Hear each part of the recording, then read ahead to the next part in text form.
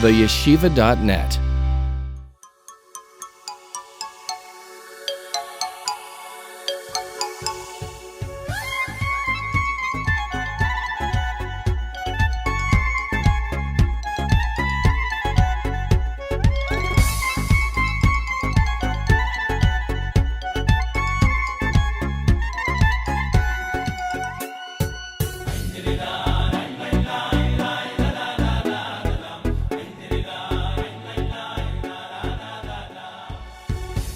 Dubna Magid,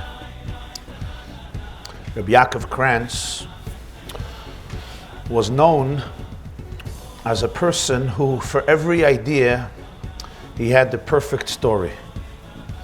There are dozens and dozens and dozens of metaphors, anecdotes, parables, mashalim, that are attributed to the Dubna Magid.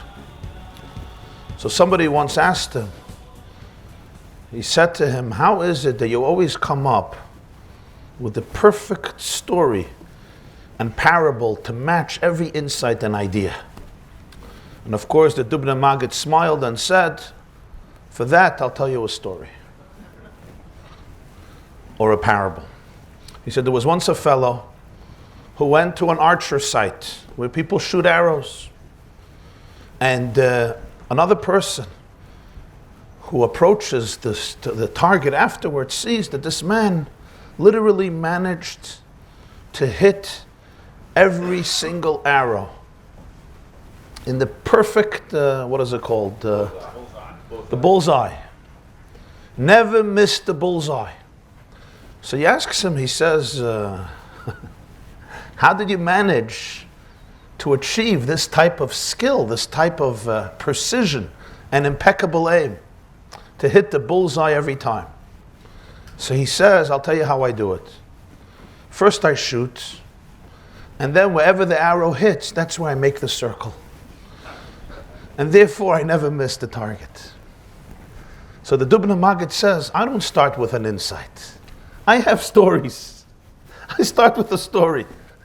I shoot, I have a story. Now I draw a circle around my story. I have a story, I say, oh, this story can explain this parable can explain this. I don't begin with the insight, I begin with the story. There is a very strange phenomenon or exchange that we have in Parshas Pekudei. It really relates to Parshas Truma, to Tzavik, Isisa, Vayakhel, and Pekudei, that the Gemara and Rashi bring out at the beginning of Pekudei. If you look in your source sheets, the first source, Pekudei, Perek Lamed Ches, Pasuk Chav Beis, the opening of Parshas Pekudei. Betzalel ben Uri ben Chur lemata Yehuda asa es kol asher tziva Adonai es Moshe. Betzalel, the son of Uri, the son of Chur, from the tribe of Yehuda, did everything that Hashem commanded to Moshe. Of course, referring to the fact that Betzalel was the craftsman, the artisan, who constructed, who was the man in charge on the construction of the entire Mishkan and all of its pieces of furniture, all of its vessels. Obviously, the sages, sensitive to nuance, are perturbed by one detail in this pasuk. Namely, Betzalel was receiving his commandments not from Hashem, but from Moshe Rabbeinu. Moshe is the one who summoned him, is the one who appointed him, is the one who appointed the staff and instructed to him and to them what to do. Here the pasuk says, Betzalel ben Uri ben Chur lemata Yehuda asa k'chol asher tziva Hashem es Moshe.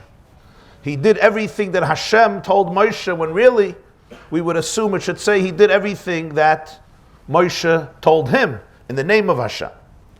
So Rashi says, Asher tziva Moshe ein ksiv kan, ela kol asher tziva Hashem es Moshe. Afilu dvarim shaloi amar loi Rabbi hiskima daitei lema shenemer leMoshe b'Sinai. Doesn't say that Betzalel did what Moshe told him. In fact, Betzalel did not do what Moshe told him. It says Betzalel did what Hashem, what the Rebbeinu Shalom commanded Moshe. Things that his teacher did not tell him. But his mind appreciated and was sensitive to the right way of doing it. And Rashi explains, Ki Moshe tziva leBetzalel lasas tchila kelim v'achakach mishkan. Moshe told Betzalel, first build the vessels, all of the kelim, all of the pieces of furniture inside the Mishkan, and then you'll build the outer structure of the sanctuary. Amaloi Betzalel. So for example, first build the ark, the aron, the table, the shulchan, the menorah, the candelabra, the mizbeach, the altar, and then you'll build the beams, the sockets, the roof, the tapestries, the curtains, the pegs, the outer structure. First the kelim and then the mishkan. Amaloi Betzalel tells Moshe, Minig oilam lasest chila bayis v'achkach meisem kelim b'toicha. The custom of the world is first you build the home, the shell of the home, the outer structure of them, and then you put the furniture inside the house. You never saw by construction, the first thing you bring in the couches and the paintings and the chairs and the dining room table, and they say, you know what, we need some walls, we need a roof, we need a window. It's not how you do it. First you build the house and then you bring in the vessels. Minig oilam, you first make a bias and then you bring in the kelim.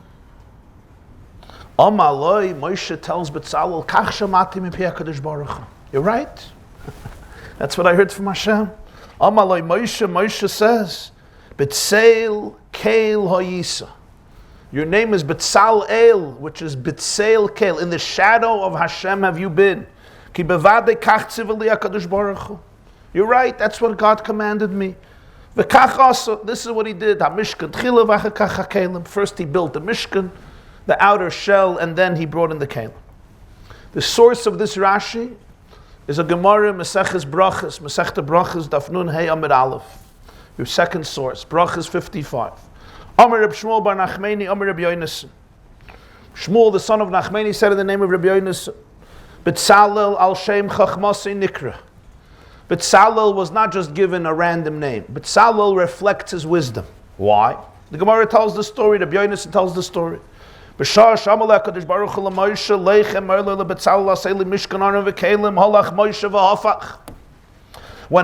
tells Moshe, go tell Betzalel, make for me a mishkan, a structure, and inside an ark and various vessels, Moshe went and he reversed the instruction. What does he tell Betzalel? I say Aron v'kelim and then mishkan. Amaloi, Betzalel says, Moshe Rabbeinu min hager shaloylam adam boina bayis v'akach machnas l'soicha kelim v'ata omer li yasei Aron v'kelim u'mishkan kelim shani yoyse le'echa nachnisam. Very explicit. I'm going to build all of these pieces of furniture, all of these vessels, and what am I supposed to do with them? I don't have where to put them. They're going to be laying in the open, on empty land, on the ground, on the earth. What should I do with them? First I need a home to place them somewhere. Shema kach amalach HaKadosh Baruch Hu. I say Mishkan Aron v'kelim. Is it maybe possible that Hashem actually told you something else? Amar loi Shema Betzalel Keil Hayisa v'yadat. Perhaps you were in the shadow of God and you knew exactly what He told me. That's the story. The Gemara Brachas Daf Nun Hey Omid Aleph. Zokt Rashi in the Gemara. Zokt Rashi, Shekein heims durim beParshas Kisisa. Because this is the order in Parshas Kisisa. Re'ei karasi b'shem. Moshe says, see, I summoned by the name Betzalel and Ahaliyav. And he says to build what? Oyel Moyed, v'esa'aron la'edus v'chala parsha. He begins with Oyel Moyed. Oyel Moyed means the tent of meeting, the tent, the structure. And then the ark and the rest of the parsha. U'Moshe amaloi asay aron v'kelim v'goin shulchan u'menoida v'achakach mishka. Moshe reversed it. The svira leile Rabbi Yonason. Shekeseder shem zdurim bevayikhel litruma amar loi. That Moshe actually communicated the order, the way it's articulated in Parshas Truma, where the kelim are discussed before the Mishkan. Tosfos brings this out explicitly. Tosfos says, "V'im Taimar, heicha ashkechan shetziva Kadosh Baruch Hu lasas Mishkan tchila, hadei beParshas Truma ksiv Aron tchila." Tosfos asks a gewaldige question. Hashem never told him to make the Mishkan first. He told him to make the Aron first. Take a look in Parshas Truma. Vaydaber Hashem al Moshe leimer. Speak to the Jewish people. V'yikhuli Truma.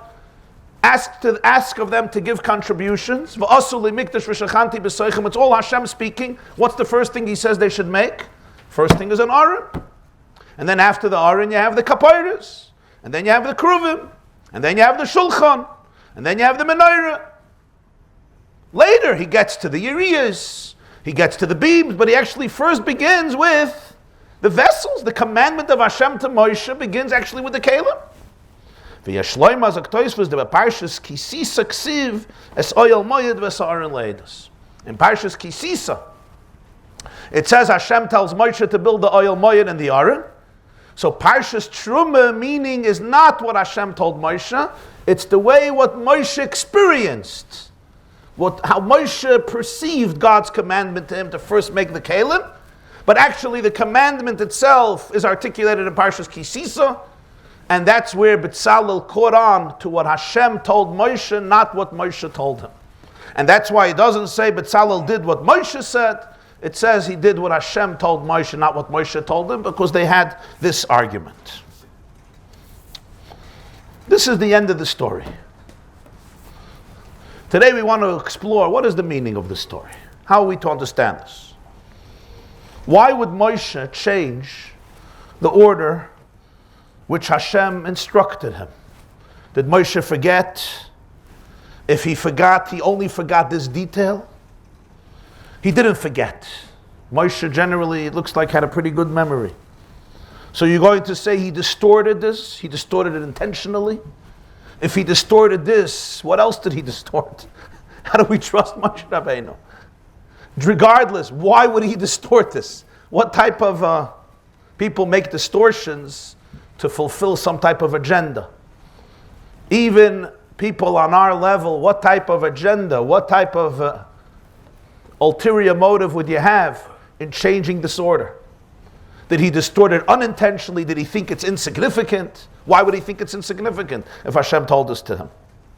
The entire incident seems uniquely strange and enigmatic. Well, let's go one step further. Why was Moshe so impressed by Betzalel's response to the point that Moshe says, Betzel keil ha'yisa, you must be in the shadow of God? I mean, with all due respect to Betzalel, you don't have to be a genius, a rocket scientist, or have a PhD in architecture or construction to understand that first you build a house and then you put in the furniture. Betzalel says, Heicha nachnisam, where am I going to put in the kelim? Hashem could have not told this to you. And Moshe says, wow, you're in the shadow of God. It seems like Betzalel is speaking straight common sense. We do this every day of our lives. You want to clean up, you want to build a house, you first build a house, then you bring in the kelim. Moshe was so moved, he was so impressed by Betzalel's words, he felt that there was like a divine inspiration here. Betzel keil ha'yisa. Betzalel himself says, Minhag ha'olam, this is what everybody does. I'm just telling you what everybody does. Moshe says, wow, something special. Which brings us to the next question. Moshe didn't know this. Moshe Rabbeinu didn't know that first you build a house and then you bring in the couches and the chairs and the tables. Moshe didn't understand that the menorah and the shulchan and the aron have to be inside something. You need some beams, you need a wall, you need a roof, you need a structure. This was Betzalel's chiddush to him. Which brings us to the next question.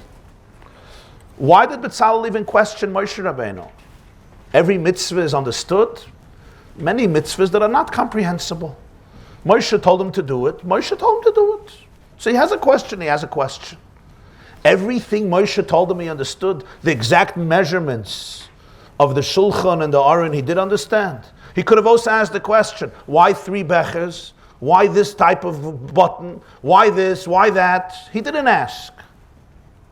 Or it's certainly not recorded if he asked. Moshe said to do it, do it. Here Betzalel felt that he has the right to challenge it. Why? What gave him the right to challenge it suddenly? He had this confidence to contradict Moshe Rabbeinu. It's an anomaly. He's a young boy. Right? Even a bigger question, a little boy questioning it. Right? You're saying they should have told him, quiet.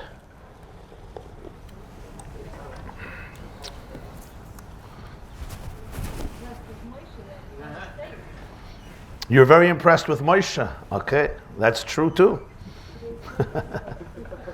He's saying today's day, if a child tells the chief rabbi, you sure you got it right? A chutzpah? A rois?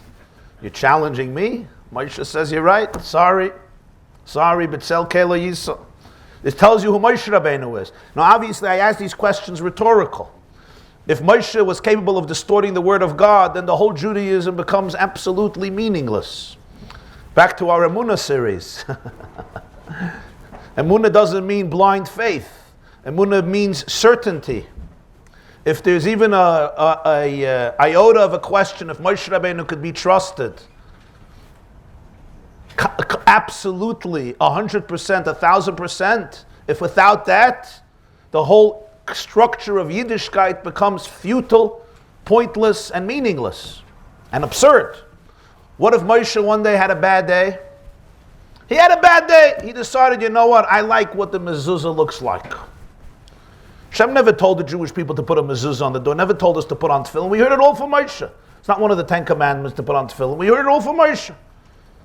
Moshe had a bad day. He had a cold. He had a bad cough. He was in a bad mood. He got into a fight with Yisro. Ich weiß what happened. Moshe had a lot of people who nudged him, who drove him crazy. So obviously, we have to be honest about ourselves.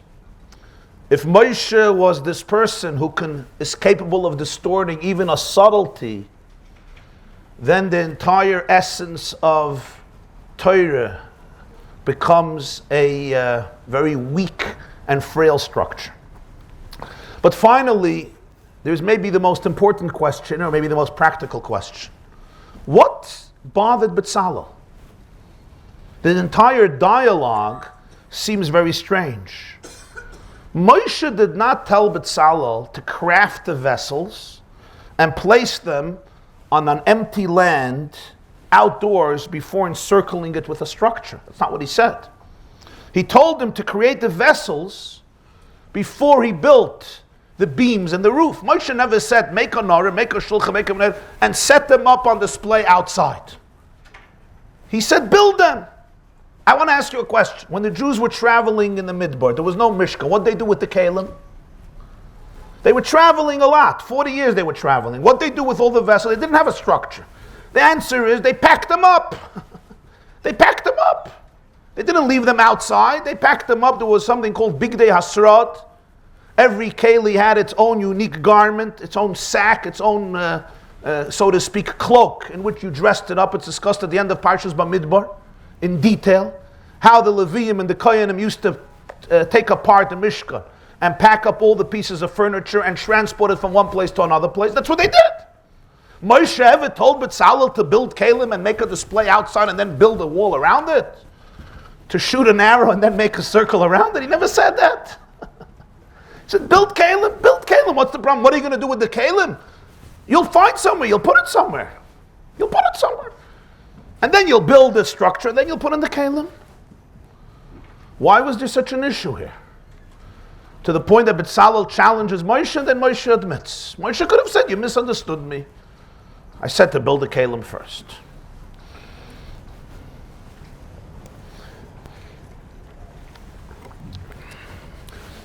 A lot has been written on this over the generations. Today we're going to explore two perspectives. Obviously there's a depth here. There's a deeper layer of understanding in this story that has to be understood, has to be unraveled, has to be deciphered. So we're going to explore two perspectives.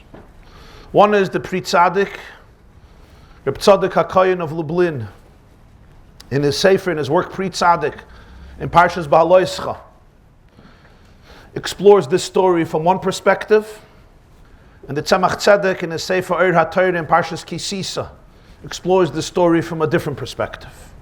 The two are not very remotely distant from each other, quite close to each other, but it's still different perspectives or different angles.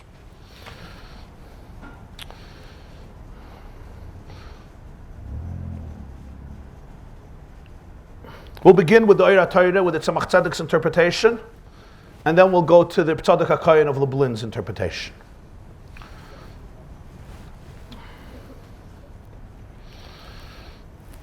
Let's see, your last source, Ohr HaTorah, Parshas Kisisa. This was written by the Tzemach Tzedek.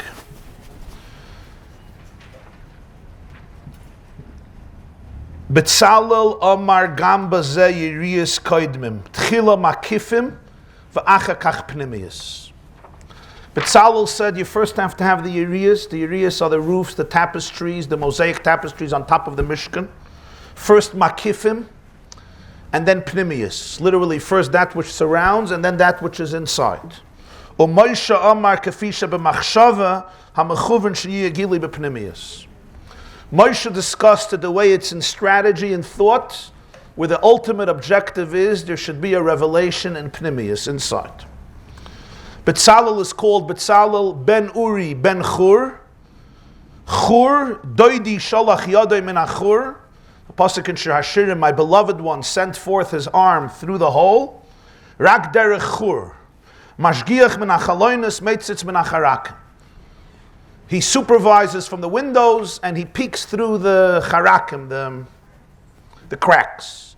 Chaloin is psichas halev. A window means an open heart. Simchu tzadikim b'Hashem. Charakim, the little cracks, is a lev nishbar. It's a crack in the heart. V'zeu inyan chur nekev shemekabelas rak al yedei nekev. Chur is a hole. The light is only experienced through a hole. You understand what he says? I'll try to explain it.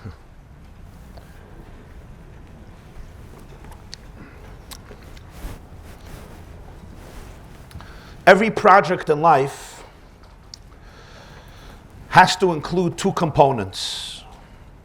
In the language of Svarim, of Machshava, Kabbalah, Chassidus, the two components are called Oiris and Kalim. Oir means light, energy. Kalim means containers or vessels. Not to confuse with the word Kalim we used before, but just two general concepts in life. There is the inner vision and there is the outer structure allowing the vision to actually be implemented. A writer, an artist, a musician, a builder may have the most brilliant idea for a manuscript, for a company, for a book, for a piece of art, whatever it may be. But that is only a small part of the work. Then you have to implement it. To implement it is a whole new process. It's not enough to have the oir, the energy, the vitality, the passion. You need to be able to create a structure, the keli, that contains the oir. The person has to be able to write it. And then he has to be able to sell it. He has to find an editor and a publisher. And that in itself is extremely time consuming, and sometimes you have great talents and they died without a dollar to their name. Their basement was filled with pieces of art, and 500 years later, what they couldn't sell for $2.50 when they were alive sells for $15 million on a bad day. They didn't have the business component of it. You have artists and you have businessmen. Artists are very creative, but they're often creative in their own mind. And businessmen always look at the bottom line. They look at the market, they look at the audience, they look what's going to make a buck, what's going to make a dollar. It's two different talents, two different skills. Some people are extraordinary when it comes to iris. When it comes to vision and energy, they're always having ideas. They build more companies in a day than some people build in a lifetime, but it's all in their mind. In their mind, they wake up and they already have $1 billion in the bank. 40 years later, they're still borrowing money for Shabbos, but it's no difference. On paper or in their mind or in their vision, they build, they conquer, they change the world. There are people who are very different. They're very practical. They're very structured. They may not be very creative and very visionary. They're not maybe so artistic and full of imagination, but they're very good with practicalities, with the bottom line. If two people are married to each other, it's very interesting, the marriage. The oir and the keli. So, there's nothing in life that does not need a vision, and there's nothing in life that does not need an outer structure. You always need the two. There's the passion, the energy, the creativity, and then there is the ability to implement it.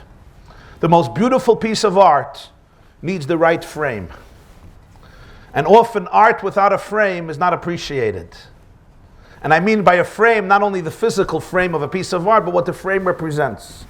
Art without a frame, if the art is not packaged, if it's not presented, if it's not displayed, you can have the most delicious, beautiful piece of art, and it often remains sadly non-appreciated. A few years ago, it's interesting, a few years ago, the Washington Post did a very interesting experiment. They took one of the greatest violinists living today, happens to be a Jewish guy, his name is Joshua Bell. He's literally one of the top violinists living today. And they dressed him up like somewhat of a homeless man. You know, simple t-shirt with a baseball cap, pretty dirty. And they had him play on the subway. 8 o'clock in the morning in Washington, D.C., where thousands and thousands and thousands of people walk by. And he's there with a little box for people to throw in their nickels and their dimes. He's playing his violin, a Stradivarius, one of the best violins available in the world, known as a Stradivarius. And he played for almost an hour. The night before, he had a concert with 50,000 people, and he probably made on the job $200,000-$300,000. And here he was in the subway, and people are walking by, and they videoed it. And it's almost incredibly sad and ironical. The same cultured, sophisticated people who would swear that they appreciate the real music and this is who they are, didn't even bother to stop. Children stopped, and their parents schlepped them away. It was a fascinating experiment to demonstrate the vanity of the world.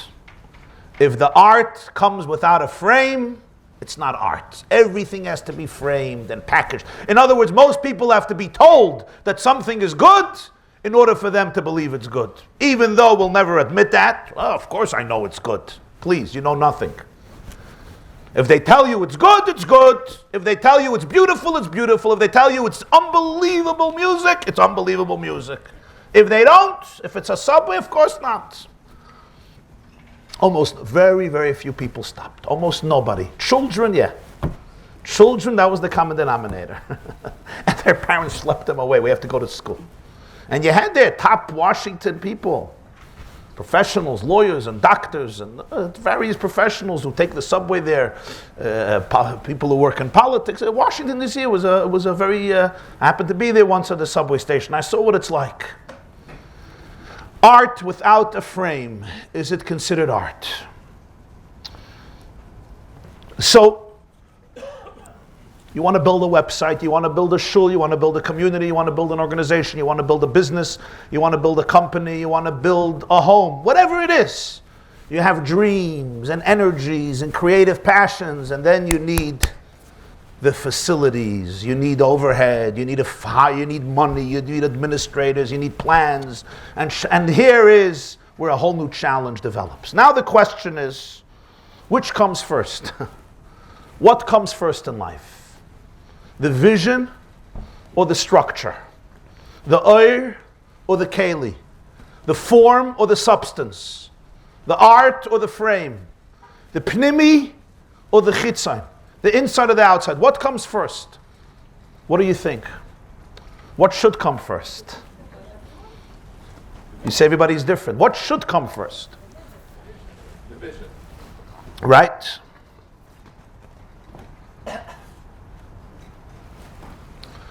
So now let's talk in the Mishkan. You have also, so to speak, two parts. You have the outer structure.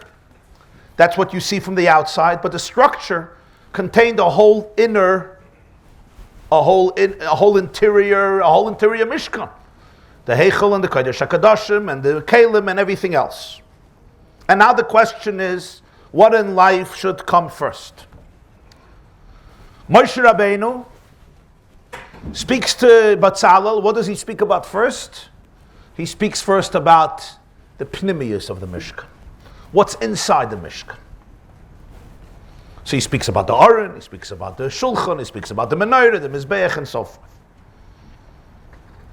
After you created your internal vision, after you understand what your purpose is, after you know what you want to really, really accomplish, what your mission statement is, after you crystallized your entire objective, now you discuss the outer structure of it. Now you discuss the shell. Now you build a house around it. First you identify the pnimius, and then you go into the world of the makif. First you identify the inner music, and then you find a method to make it happen, to build the structures, to build the containers that will facilitate it and will implement it. First you have your aron, etc., and then you build your curtains and your pegs and your beams and so forth. Comes Betzalel and says, Moshe, there's something called minhag ha'olam. What's minhag ha'olam? The way of the world is not that way. In an idealistic and perfect reality, frame follows art. Form follows substance. Implementation follows vision. But we live in a world, minhag ha'olam, where we can't always capture the essence if we don't build the form. We live in a world where if you wait till you get your vision perfectly on target, you may wait forever. If you wait till you develop the full light without creating kalim, you may never be successful. In the real world, you're right. But minhag ha'olam, minhagoi shel olam, is very different. What is the argument between the two? What is the nature of the argument? And who's right at the end of the day? Moshe or Betzalel? The truth is, on one level, they're both right. It just depends which stage we're talking about. Moshe is talking about the stage of machshava. Betzalel is talking about the stage of maisa. There's the world of thought and the world of action. Moshe was the architect. Betzalel was the contractor. From the architect's perspective, the art precedes the frame. The vision must come before the structure. From the contractor's perspective, it's the other way around. Let's give two practical examples. When you're planning your business in your mind or on paper, what do you start off with? You start off with your vision. What do you want to accomplish? What do you want to do? What do you want to achieve? You have to start off with the neshama, with the inner, the pnimiyas, the inner soul of your business. But that's in your mind. Now when you want to get it off the ground, what do you start off with? Now you have to start off with practical details. You have to get money. So now you have to get on the phone and you have to start meeting with possible investors and you have to start selling. Now you have to have a place. Now you have to hire a secretary. Now you have to hire another person. Now you have overhead expenses. Now you have to start paying a mortgage. So the process in your mind begins with the vision. But to implement it, you can't implement your vision without getting into the nitty-gritty of external details to help you build. Finally, when you got it all together, hopefully at the end, you get back to your vision. We say it in the Chadoidi, Soif Maisa, B'machshava Tchila. The last deed is the first thought. The initial thought only materializes at the end. The initial thought was the initial planning, but ultimately that I will only find and discover all the way at the end. Soif Maisa is ultimately the Machshava Tchila. Another example, maybe more on a personal level, an emotional level. You'll have, let's say, a young man and a young woman who are planning their life together. They're meeting each other to get married. And if they have those opportunities, what do they discuss? What do they discuss? What should they discuss? What should they discuss? They should discuss what life together is going to look like. They should discuss an inner vision of what they want their life together to be like, what they want their home to look like, what they want their family to look like, what their values are, what makes them sad, what makes them happy, what makes them tick, who they are, as many of you did. What type of atmosphere they would like to have in their house, what are they afraid of, etc. In other words, deal with the internal makeup of the relationship. But once that happens, once they start living together, as we all know, what happens is people become consumed in creating structure. Now you have to pay rent, you have to find a house, Now you're dealing with this detail and that detail, and this issue and that issue. Now you have to take out the garbage and fix the leaks. Now you have to deal with this problem and that problem. So in actuality, you get often caught up in the structure in order to be able to facilitate the vision. In machshava, you could begin with vision. But in maisa, you have to begin with the outer structure in order to be able to implement your vision, because if not, you won't be able to have it, and only at the end, soif maisa b'machshava tchila.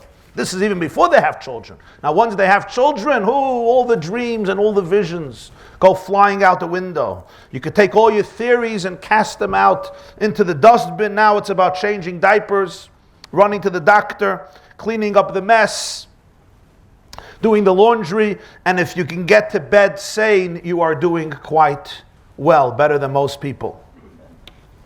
We become busy with maintaining the structure of family life, and many people even forget that there was once an inner soul, an inner vision, an inner emotion that brought them together.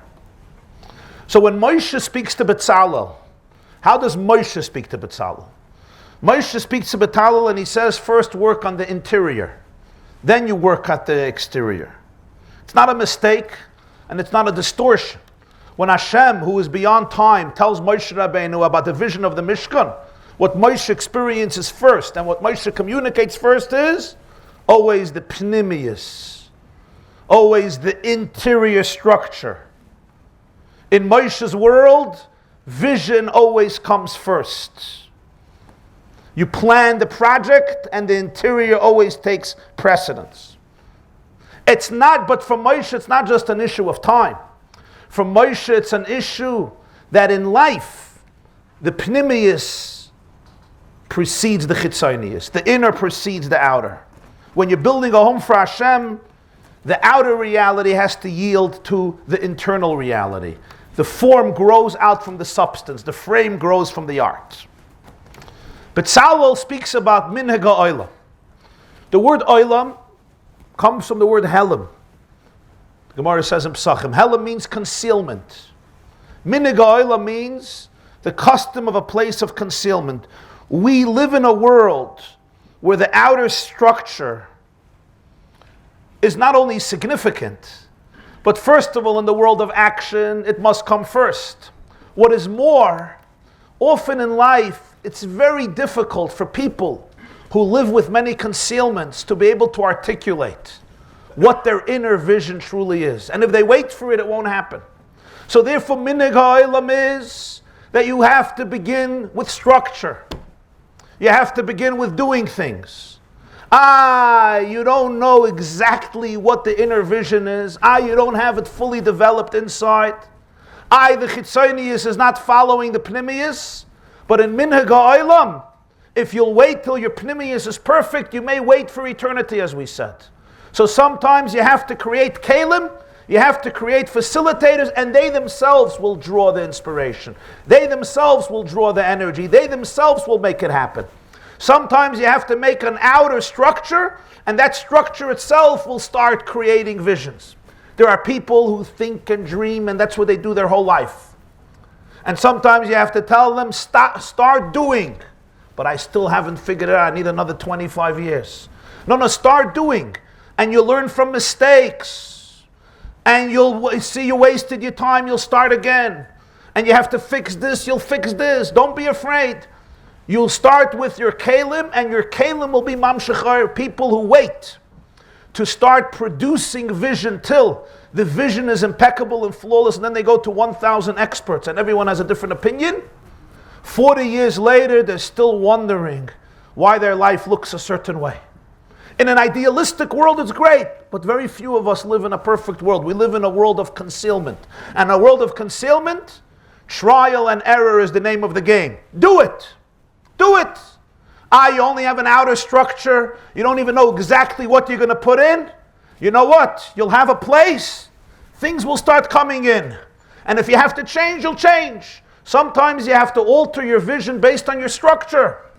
You can't begin completely with a structure without a vision. In your mind, you have to begin with a vision, which is why Moshe Rabbeinu's vision remains eternal, even after what Betzalel said. Because Moshe Rabbeinu's vision remains the true vision. But Betzalel says, Minig ha'olam is that number one in action, the bias precedes the kelim, only soif ma'aseh b'machshava tchila, and number two, sometimes that's the only thing we have to begin with. Go, jump in, start, even though it's still nebulous and it's not clear, but go do something. And the ma'aseh will already create oir. The kelim, the vessels, will already draw forth energies and inspiration that you didn't imagine. Don't wait till you have it all figured out, especially if you're a complicated and a sensitive and a deep person. And therefore, we can't always afford to begin with the fruit. Sometimes we have to begin with the shell, and from the shell we get to the fruit. And that is why Moshe Rabbeinu tells Betzalel, Betzail Kael Hayisa. You have been in the shadow of God. What is a shadow? What is a shadow? When there's light shining, there's no shadow, there's light. When the light is obstructed by a building, by a person, by a tree, light is shining and the light gets blocked. So the blockage casts a shadow. Moshe Rabbeinu says, Betzail Kael Hayisa. You have been in the shadow of Hashem. The shadow reflects the source, but only through a blockage, only through obstruction. Moshe Rabbeinu's world is the world of oir, not the world of shadows. He's the world of light. It says when Moshe comes down at the end of Kisisa, V'layada ki karan oir pnei Moshe. The skin of Moshe's face was shining. So the Shalah says that oir is the same pronunciation like oir. There's Ur with an aleph and Ur with an ayin. Ur with an aleph is light. Ur with an ayin is skin, a cover-up, a cloak. When Adam and Chava sinned, it says Hashem made for them kosnas, Ur, tunics of leather. Ur, skin of an animal is called Ur. He made tunics of leather. So the Medrash says, B'toirasir sh'Reb Meir matzu, shekosuf kosnas Ur with an aleph. In the Sefer Torah of Reb Meir, it says Hashem made for Adam and Chava tunics of light, not tunics of leather. Not Ur with an ayin, but Ur with an aleph. Okay, you have to understand how that Sefer Torah was kosher. If a word was altered, doesn't mean literally, doesn't mean conceptually. Reb Meir came from the word Ur. Meir is Ur. Reb Meir in the Ur, he saw the Ur. He didn't see the Ur as a blockage. He saw the Ur as a vehicle for light. So the Shalah says, Ki karan Ur pnei Moshe. When Moshe came down, his Ur became Ur. There was no leather, there was no Ur blocking. The shell was transparent for the fruit. There was no partition. Moshe doesn't live in shadows. Moshe lives in the world of light. In the world of light, the bias always follows the kelim. The makif follows the pnimi. The outer shell, the outer structure grows out from the inner vision, from the inner passion. Your life always is driven by an inner compass. You wake up, there's two types of people who wake up in the morning. One person wakes up and he has a clear vision of who he is, why he lives in this world, and what he's supposed to accomplish today. And nothing derails anybody who wakes up like that. You know who you are, you know why your soul is in this world, and you know what your vision is, and nothing will derail you. You have a compass and you follow that. Instincts, challenges, people with their comments, people who haven't taken their coffee yet in the morning in shul, and therefore they tell you what they tell you. Nothing derails him. He is driven by completely an inner oir, an inner light that drives the day, drives his or her work. And it's every day and every week and every month and every year. But we can't all afford to live this way. And if you say, I'm not getting out of bed until I figure out who I am, why my soul came down into this world, and what exactly my vision is, you might stay in bed for a few decades or a few centuries. In fact, we know quite a few people who do just that. Because we don't live in a world of light, we live in a world of oir. I don't know always who I am. If you ever find out who you are, that's pretty good. I have a friend who's very into dreams. So he called me the other day and he says, you should really get into your dreams. If you start figuring out your dreams, you'll know a lot about yourself. So I told him it's a wonderful idea, but I'm still trying to figure myself out when I'm awake. Once I finish figuring myself out when I'm awake, then I'll go to the next level of when I'm dreaming. In the world of Olam, in the world of Helim, in the world of shadows, Betzalel wants light. But we appreciate that in our world the light gets blocked. And what happens when the light gets blocked? You don't run away. You start living. You start working. You know that you have to build a house for God, and you start building. You start building structures. And you know what happens? That itself crystallizes visions. That itself inspires vision. That itself opens up opportunities. It opens you up to new realities, and your Mishkan is built. And Moshe Rabbeinu's, in one of his great moments, he tells Betzalel, you live in the shadow of God. That's exactly what Hashem wants. That's exactly what Hashem wants in order to build a Mishkan in this world. If you're building a Mishkan when Moshe speaks, in other words, when Moshe is building a Mishkan with his mouth, of course you have to start with vision. But when Betzalel needs to implement in the world of Maisa and in the world of concealment, Betzalel has to begin with the outer structure and then go to the inner structure.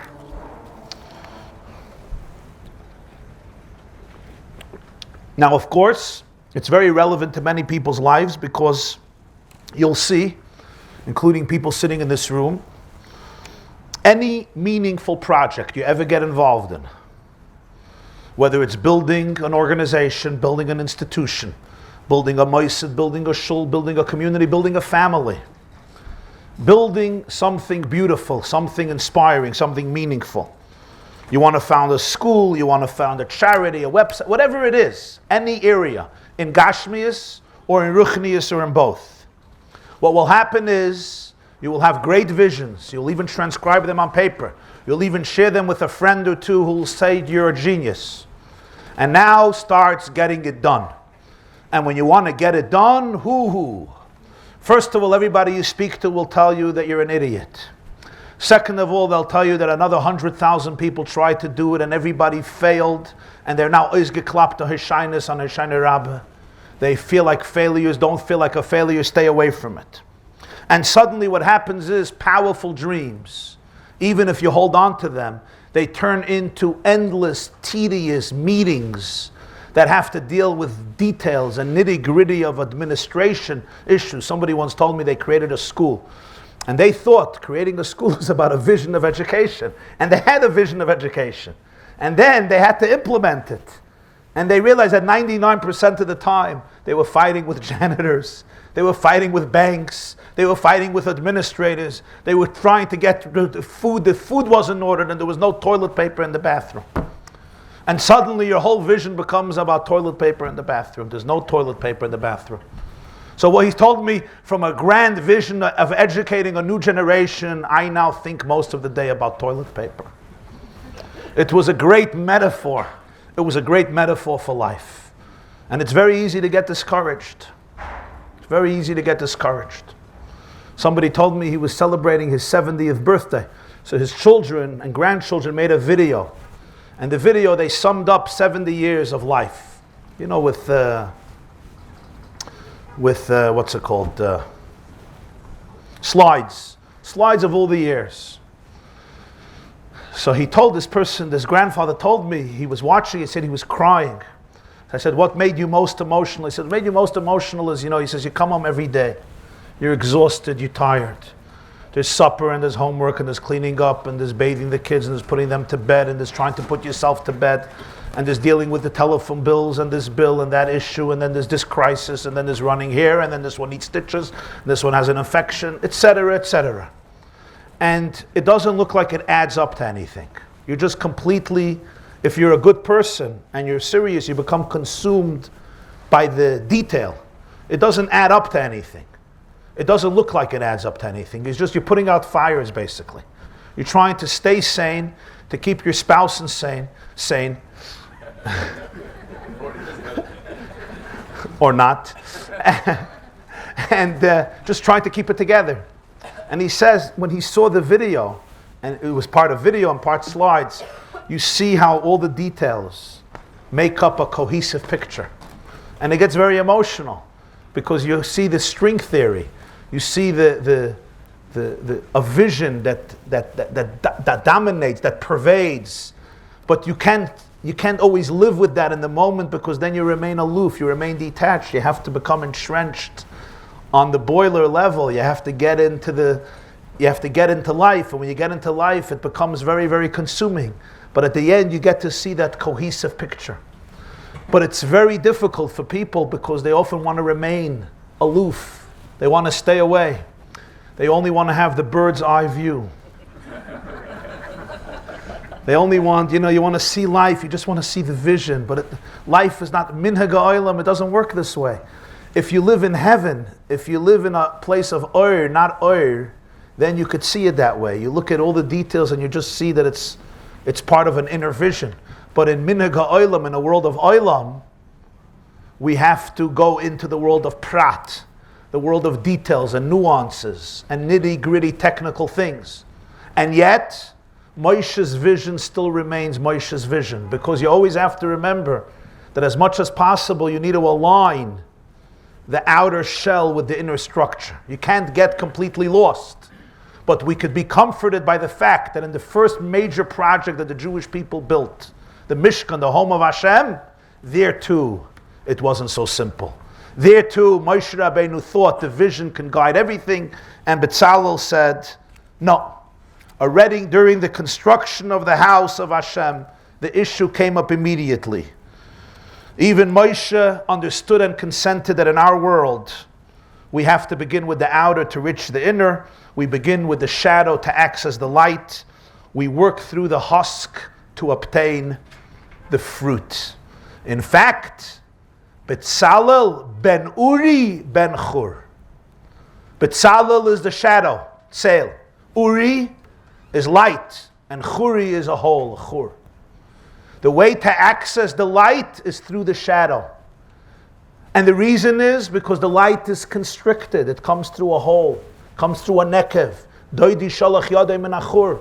There's the light that comes through an open window or an open place, mashgiach min achaloinus, and then there's meitzitz min acharakim. There's cracks. Cracks means, he says, the Machzedek says, alev nishbar. It comes with mistakes. It comes with humility. I tried out one thing and it didn't work and I have to throw it out. They say two people fail in life. People who don't have a plan and people who stick to their plan. If you don't have a plan, you're going to fail. If you don't have a vision, you're going to fail. But if you stick to your plan, oy vavoy. If you remain stuck, this is it. You're not ready to reevaluate. You're not ready to say after 5 years, you know what? I didn't know what I was doing. This was foolish. I'm wasting my time. Some people, they become invested in their own vision and they start worshiping it, and they become their greatest enemy because they can't listen to outer criticism or inner criticism that says, you know what? Control, Alt, Delete, start over again. Have the courage to say, maybe it was a waste of time. Let's start over again. That's called meitzitz ben acharakim. That's I find God through cracks. I find God through trial and error, through falling and then coming back again and rising up again. Because I don't live in a world of oir with an aleph. I live in a world of kosness oir with an ayin. The light is concealed and I have to work hard on accessing it. I live in a world with our obstructions and I have to access the light through shadows. So you'll access the light through shadows. But sel keil hayisa. Perspective number one. Anybody wants to say anything or have questions? Yeah. The 7-year-old that you spoke to, Yes. he had a dream. The things that he did every day, like the slides that he saw, weren't even connected to the dream. So I'm trying to think, sometimes there's a dream, and then it's to do with other things. They have nothing to do with the dream, but they get to the dream anyway. You're right. But even a couple needs vision. You have to have vision. For sure. You need to start off with a vision. But life, by definition, it's very hard to always remain so connected to that vision and not get consumed by the outer responsibilities. It's just the way it is. I feel like I'm disconnected from the vision because I'm so busy with the baby. So that's why we always have to reevaluate. We have to come back to it. But we have to be comforted by the fact that when you go into that world of structure, it's going to be consuming. And that's what Betzalel tells Moshe. Minhag ha'olam is If we wait for that oir and have that guide us always, we may never get anywhere. In the world of Mosey, you have to begin with kalim, you have to begin with structure, and furthermore, sometimes you lose sight of a little bit of the light, but you have to go.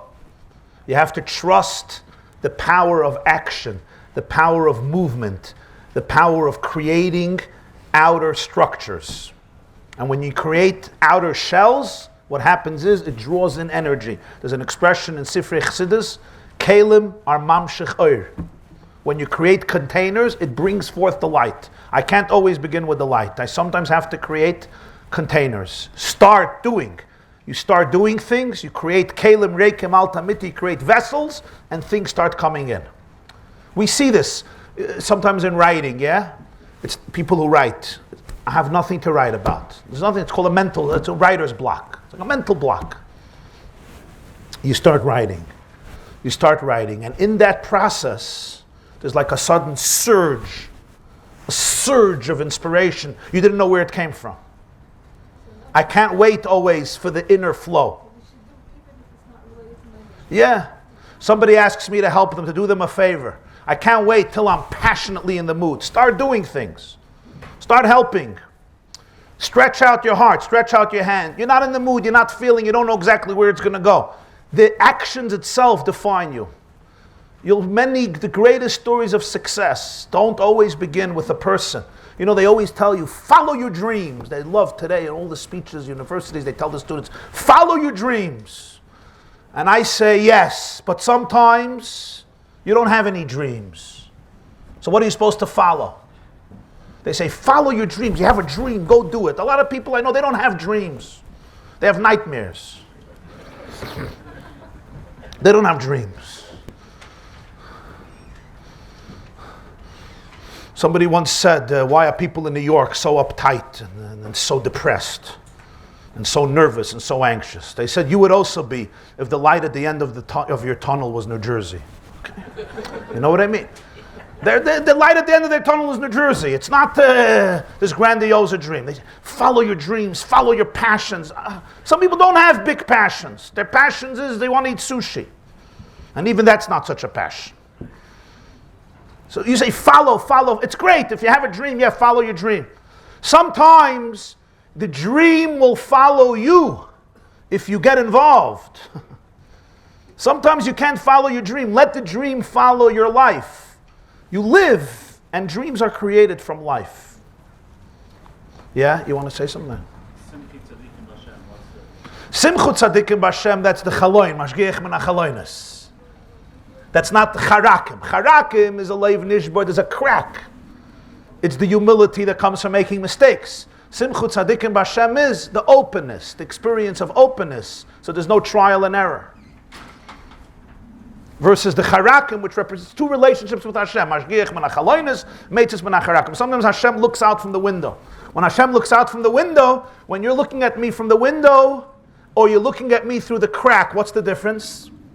What's the difference if somebody's looking at me from the window and somebody's looking at me through a door hole, through a crack? What's the difference? The difference is, if you're looking at me through the window, I see you looking at me. If you're looking at me through the crack, you see me, but I don't see you. Mashgiach min hachaloinus is Hashem is looking at me and I see it. It's reciprocal. Meitzitz min hacharakim means He's also looking at me, but I don't see it. From my perspective, I'm alone in the world. From my perspective, I'm in a world of shadows. I'm not in a world of light. Meitzitz min hacharakim. I don't see Him, He sees me. So He's completely involved in my life, but I can't see it. I'm on my own. Because I'm on my own, therefore I can't see the light in this, and therefore I have to work through my system. Let's now go to Reb Tzadok HaKohen Milublin.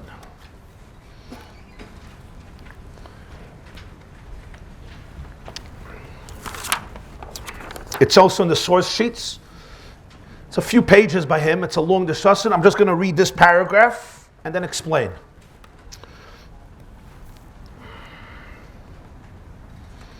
You know what, let me give an introduction. I think it'll be easier. Let me give an introduction to what he says, and then we'll see it inside. There's a medrash in Parshas Ba'aloischa, famous medrash. Hashem told Moshe to build a menorah, and he couldn't. He told him once, he told him twice, he told him many times, he tried, he couldn't. Finally, it says Hashem showed him a menorah made of fire, menorah shalesh. And he said, here, replicate this. And Moshe couldn't. So the Medrash Rabbi says, Hashem said, you know what, give it to Betzalel, he'll make it. And he gives the instructions to Betzalel, and Betzalel makes the menorah. And Moshe says, wow, Betzalel Keil Hayisa. You must be in the shadow of God. Moshe said, Hashem told me once, twice, 3 times, I couldn't. You, I give the job and you do it. Number 1. Number 2, Reb Tzadok brings this Gemara here in Brachas. Moshe told Betzalel to make the Aron and then the Mishkan, and he said, no, Hashem wants it the other way. And Moshe said, oh, Betzalel Keil Hayisa. And he says, why is it these 2 things that Betzalel, so to speak, was superior over Moshe? Something is strange, something is amiss. So he explains it, says the Medrash over there brings another story. That when Hashem told Moshe to build a menorah and light the menorah every day in the Mishkan, Aaron lit the Kohen lit the menorah every day in the Mishkan, the Beis HaMikdash, the Jews responded and they said, the Mishkan is a place where Hashem dwells. He needs our light. We're going to light a menorah to make light for him. Ata oirei shaloylam, v'ata tzarich loireinu. You are the light of the world, HaKadosh Baruch Hu. You need our light. And the Medrash tells a story. There was a pikeach and there was a pikach and a summa. There was somebody who could see and somebody who couldn't see, was blind. And the blind man was following the man with vision throughout the desert. And finally they reached their destination. They came into the house. And the man who sees turns to the man who's blind and he says, why don't you light up? Why don't you make a fire in the house so I should be able to see? So he says, me? Outside, you were the one who was guiding me, and now suddenly we came to the house, you need me to light a fire for you? I'm the blind one, you're the one who sees. So the Medrash says, he responded and said, I don't want that you should always be indebted to me. I don't want you should always feel that you're blind and I'm the one who gives you light. I want you should feel that you also gave me, you're the lighting the fire in the house. That's what he says. So Hashem told the Jews the same thing. I want you should light the menorah in the Beis HaMikdash. I want you should give me light just like I gave you light. That's the Medrash Rabbi says in Parshas Ba'aloischa. What is the meaning of this? So Reb Tzadok has a fascinating interpretation. He says Yiddishkeit has 2 streams, 2 dimensions. We call them Torah Shebiksav and Torah Shebal Peh. Torah Shebiksav, of course, is the text of Torah that Hashem gave to Moshe. Torah Shebal Peh is what has been developed and deduced over millennia by Jews in every generation. Of course, based on the formulas that Moshe Rabbeinu gave them at Mount Sinai, known as Rabbi Shmuel Laima B'Shloishes Midus HaTorah Nidreshes Behen, the various methodology of interpretation and deduction through which you explain Torah, but this required the human mind throughout history. Now there's always a big question. If Torah Shebal Peh is what God wants us to do, why didn't He give it to us? Could have been much simpler. Many of the debates throughout Jewish history was about Torah Shebal Peh. Who are the rabbis to tell me what to do? Who are the sages to tell me what I could do on Shabbos, what I can do on Shabbos, what I do on Yom Tov, what I don't do on Yom Tov, what I do in the morning? Who are they? If God wants it, let Him say it. The whole question of Torah Shebal Peh. The truth is, it's a sensitive question because there's 2 types of Baal Peh. If a rabbi wakes up in the morning and he says, you know what, I'm in the mood of making up some new minhag or a new chumrah, and he says it, then this has nothing to do with Torah. This has to do with his own issues. I have no obligation towards it. In other words, if a rabbi has power, he's not a rabbi. The only time a real rabbi has power is if he's powerless. If he sees his entire essence as simply a conduit for Torah. The moment he believes he has power, never trust him. He becomes one of the most dangerous people around. The moment he thinks it's about him, you can't trust him. The only way you could trust him is if his entire identity he sees as a conduit for the truth of Torah. All I am here for is to articulate and explain what Torah is. The moment there's an agenda, it becomes the most dangerous issue. Because if I'm not a rabbi and I have agendas, everybody knows I have agendas. But if I'm a rabbi, if I'm one of the Chacham and I have agendas, Ooh, now it's blamed on God. So now my agenda and God's agenda becomes one. Then you become a very dangerous person. So the prerequisite for the Chachmei Torah Shabbal Peh is always complete loyalty and unwavering commitment to what is the truth of Torah. Why are there then two streams? Because there's two streams, so to speak, in Yiddishkeit. There's what God gives us, and there's human creativity. Torah Shebiksav is what God gives us. Torah Shabbal Peh is, where Tzaddik says, what we give back to Hashem. A real relationship is never one way. It's two ways. There's what I give you, and there's what you give me. What I give you is not your creativity, it's my creativity. What you give me is your creativity. And this is why the Gemara says in Masechta Baba Metzia that there was a whole debate about a Dafnun test. There was a debate about an oven, known as the oven of Achnoi. Rebbe Lezer said it's Tahar, the Chachamim said it's Tameh. And the Baskel came out, a heavenly voice came out and said, Halach is like Rabbi Eliezer. So Rabbi Yeshua got up on his feet and he said, Torah loy b'shamayim mi ein mashgichin b'baskel. It says in Chumash, Torah is not in heaven. In other words, heaven does not have the authority to interpret Torah. Torah was given down here to be interpreted by the Sanhedrin according to the laws of Torah, the formulas of Torah. We don't listen to a Baskel. We're not doubting that the Baskel came from Hashem. We're saying we're not obliged by the Baskel. Now, that itself is pretty heavy. So the Gemara says, one of them met Eliyahu Hanavi and said, what did Hashem do when Rabbi Yeshua said we don't listen to God's voices that come from heaven? So he said, Hashem was laughing, he was quelling, and he said, my children triumphed over me. My children became victorious over me. Nitzchuni bonai nitzchuni.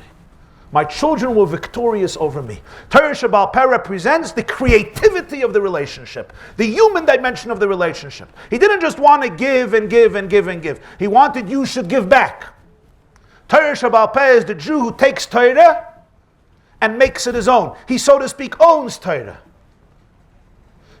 What does it mean he or she owns Torah? It means that the Torah becomes so internalized. It becomes part of me. I become an integral part of the relationship. I'm not only a mekabel, I'm not only a receiver, I'm, so to speak, a mashpia. I'm a giver in the relationship. They had to develop, they had to find, they had to excavate, they had to dig, they have to uncover, they have to create. Again, according to the formula of Torah Shebiksav. But there's the whole dimension, and Torah Shabbal Peh itself has many different dimensions. What exactly is Torah Shabbal Peh? But all of the dimensions of Torah Shabbal Peh represent the nitzchuni, bonai nitzchuni. The child, the creativity of the child who, so to speak, triumphs over the father, over the mother, over the parent. Or as the Gemara says in Shavuos, Yafe koyach haben mi koyach ha'av. The power of the child becomes superior from the power of the child, of the father. Even though your child comes from you, but sometimes your child grows far beyond you. As the Balatanya says, Yafe koyach haben is mi koyach ha'av. That itself, that Yafe koyach haben, is also mi koyach ha'av. That also comes from the father. That itself comes from the father. The child comes from the father. Even the ability of the child to transcend and go beyond his father also comes from the father. But by the father it was concealed. And the child brings it out. And therefore the father says, nitzchuni bonai nitzchuni. So even the fact that Yafe koyach haben Torah Shabbal Peh also comes from Hashem. It's also mi koyach ha'av. The nitzchuni bonai is also an ability that comes from the father. But nonetheless, this is the power of Torah Shabbal Peh, the creativity of the human being. And creativity by definition means I'm on my own. It's my creation, it's not your creation.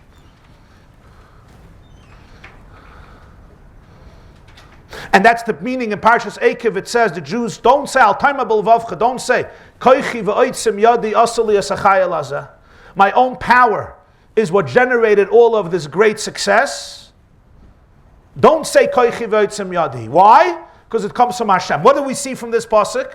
The fact that you have to negate it, it means that Hashem wants you to use koichi v'otzim yadi. If He didn't want you to be creative, then you can't say it's my creativity. He wants you to use your power. He doesn't want you just to be passive. And why does Torah even consider this as a thought, that it's your own and not God? because there's the concept of nitzchuni, bonai nitzchuni, that yes, koichi v'oitzim yadi asali, and yet we say that itself comes mikayachav, that itself comes from the Father. So you have two dimensions in the Jewish experience. Says Reb Tzadok HaKayin, here there was a major difference between Moshe's perspective and Betzalel's perspective. Moshe, who is the transmitter of Torah Shebiksav, for him, Torah Shebal Peh and Torah Shebiksav are really the same. In Betzalel's world, Torah Shebiksav and Torah Shebal Peh are two different realities. The pasuk says in Bereshis, Vayakhel shnei ma'aros hagdolim. The two great luminaries were created. And then, the next pasuk, Ma'ir hagadol, Ma'ir hakatan. One is large, one is small. So the Gemara asks in Chulin Daf Samach, are they large or are they small? In the famous Gemara, they were created as one. Both the same size. And then the moon had problems and Hashem told the moon to diminish itself. So the Shalah writes that the Shnei Ma'oris are Torah Shebiksav and Torah Shebal Peh. The sun and the moon represent the written Torah and the oral tradition. And just like the moon receives from the sun, and the moon has nothing of its own, the moon has no light of its own, it just reflects the light of the sun. Torah Shebal Peh, it has nothing of its own. Again, if a Chacham of Torah Shebal Peh, a Rav, a Rebbe, a Rosh Yeshiva, one of the Chazal, one and gets up and says, I'm giving you my own Torah's Lakshan, there's nothing to do with Torah Shebal Peh, it has to do with his own issues. Which might fine, maybe a genius, maybe an interesting man. The prerequisite for Torah Shebal Peh to be called Torah is Leislam Migar Maklum. I have absolutely nothing of my own. All I seek to is to become a channel for truth of Torah. But for that, he has to use his own creativity, has to use his own mind. That's why there's so many machlokes in Torah Shebal Peh. Elu ve'elu divrei Elokim Chaim. If they weren't using their minds, there wouldn't be any debates. It's filtered through his mind, through his consciousness, through his soul, through his creative powers, through his way of understanding it. But it's ultimately divrei Elokim Chaim. Leis lo migar maklum. Now the question is, which is Ma'ir HaGadol, which is Ma'ir HaKatan? Initially, when Hashem creates it, it's Shnei Ma'aros Hagdolim. They're exactly the same. There's no difference in Torah Shebiksav and Torah Shebal Peh. This is how the divine is communicated through Hashem, and this is how the divine is communicated through the human creativity, through the human mind. It's both equal. Torah Shebiksav and Torah Shebal Peh, Shnei Ma'aros Hagdolim. It's the way the divine communicates, b'derech, what's called Or Yashar, direct, and then there's how the divine comes out through human life, through human toil, through human struggle, through human trial, through human error, through human growth, through human creativity, through human development. They're both Ma'aros Hagdolim. There's no difference. The Jew didn't look at Torah and say, oh, this says in Chumash, this I do. This is halacha l'Moshe Misina, it came through the Chachmei Mesorah, this I don't do. This was the Tzdukim. But in the Jewish mindset, it's Shnei Ma'aros Hagdolim. And yet, the way it's processed in history, one is Ma'ir HaGadol, one is Ma'ir HaKatan. One is Leis Lo Migar Maklum, and one is the sun. On the contrary, if the moon starts feeling equal to the sun, it stops being the moon, stops being a Ma'ir HaGadol. The way it's processed through history is there's two different dimensions. One is direct, there's no argument, there's no disputes, there's no argument that tefillin are black, and there's no argument that Shabbos is the seventh day, and there's no argument that a Priyetz Hadar is a citron and not a cherry or a blueberry or a kiwi. There's no arguments in that. But in thousands of other areas, there are plenty of arguments, plenty of debates, because the process is a different process. Shnei Ma'aros Hagdolim. But the way it comes out in history is this is Ma'ir HaGadol and this is Ma'ir HaKatan. In the world of Moshe Rabbeinu, who heard Torah Shebal Peh from Hashem, Kol ma shetalmid vasik asid lechadish hakol nitin l'Moshe Misina, the Yerushalmi says in Megillah. Anything of Torah Shebal Peh Moshe heard on Sinai, for him there's no distinction between the two. They remain Shnei Ma'aros Hagdolim completely. But from the world of the Jewish people, where they have to work through their own mind, they live in a world where we don't know what Hashem wants. We don't know. Moshe sees Torah Shebal Peh and Torah Shebiksav. But for the world of the Chachim, where they debate what truth is, they struggle with it. Here it's two different Torahs. This is Torah Shebiksav, this is Torah Shebal Peh. The Menorah represents the Eira Torah. So the Jews come to Hashem and they say, you need our light. You need our light. The blind person tells the one who sees, I don't understand, you have given us light. Why you need now my light? He says, I don't want to remain indebted. I don't want you should feel indebted to me. I don't want you should think this is a one-way relationship. I want your creativity too. You're blind relative to me, but I want you to light a fire, even though that itself you're doing with my help. I took you to the house, but I still want you to know that you lit the fire. That's what the relationship is like. I want your creativity. That's the menorah in the Beis Hamikdash. So the Gemara says in Maseches Menachos Chavtes that Moshe Rabbeinu asked Hashem to show him a shir of Rabbi Akiva. You remember the story, Chavtes Amid Beis Menachos, and he puts him at a shir of Rabbi Akiva. Rabbi Akiva is lecturing, and the Gemara says Moshe did not understand the shir. I said, Moshe, everyone there understood the shir besides Moshe Rabbeinu. Really? He would have been thrown out of yeshivas these days. He's the only one who didn't understand. Everyone understood. Rabbi Akiva was a great teacher. Moshe didn't understand. The Gemara says at the end, they asked Rabbi Akiva, Hami Nolach, where did you get this idea? And he said, Halacha la Moshe Messina. Now Moshe was happy. Before he was very upset. So he says, what's Pshat? Pshat is Rabbi Akiva is the source of Torah Shabbal Peh. The Gemara says in Sanhedrin, Kulu al liba de Rabbi Akiva. Moshe Rabbeinu lo haya yedeya, for him there was no distinction between the two. Torah Shabbal Peh was not a separate entity by him. Torah Shabbal Peh was Shnei Ma'aris Agdolim because he saw the whole Torah Shabbal Peh in Torah Shabbiksav. So the entire struggle of Torah Shabbal Peh, which was embodied by Rabbi Akiva, who for 40 years couldn't learn. And the way he learned how to learn was, it says in Avos de Reb Nosson, you know the story. He was standing at a brook and he saw a rock and he saw a dent in the rock that came from years and years of droplets of water falling on the rock. And he said, if a rock could be penetrated, I can also be penetrated. The ultimate human creativity to make from a rock, to create a dent in a rock. Moshe says, the Gemara says in Soita, when he was born, it was already, the house was filled with light. He didn't wait till 40 years to discover Aleph Beis like Rabbi Akiva. So when it comes to the menorah, he says Moshe couldn't make the menorah. Niskasha Moshe. The whole concept of the menorah, that Jews are creating light for Hashem. What do you mean Jews are creating light for Hashem? We're going to light up God's house? Moshe says, how are we going to light up God's house? He's the source of light. Moshe doesn't know. Niskasha Moshe doesn't know how to make the menorah. Who knows how to make the menorah? Betzalel. Betzalel is Betzael Keil Hayis. Betzalel lives in a world of shadows. The light is blocked. The light is obstructed. That's why there's a shadow. There's no shadow if the light is shining.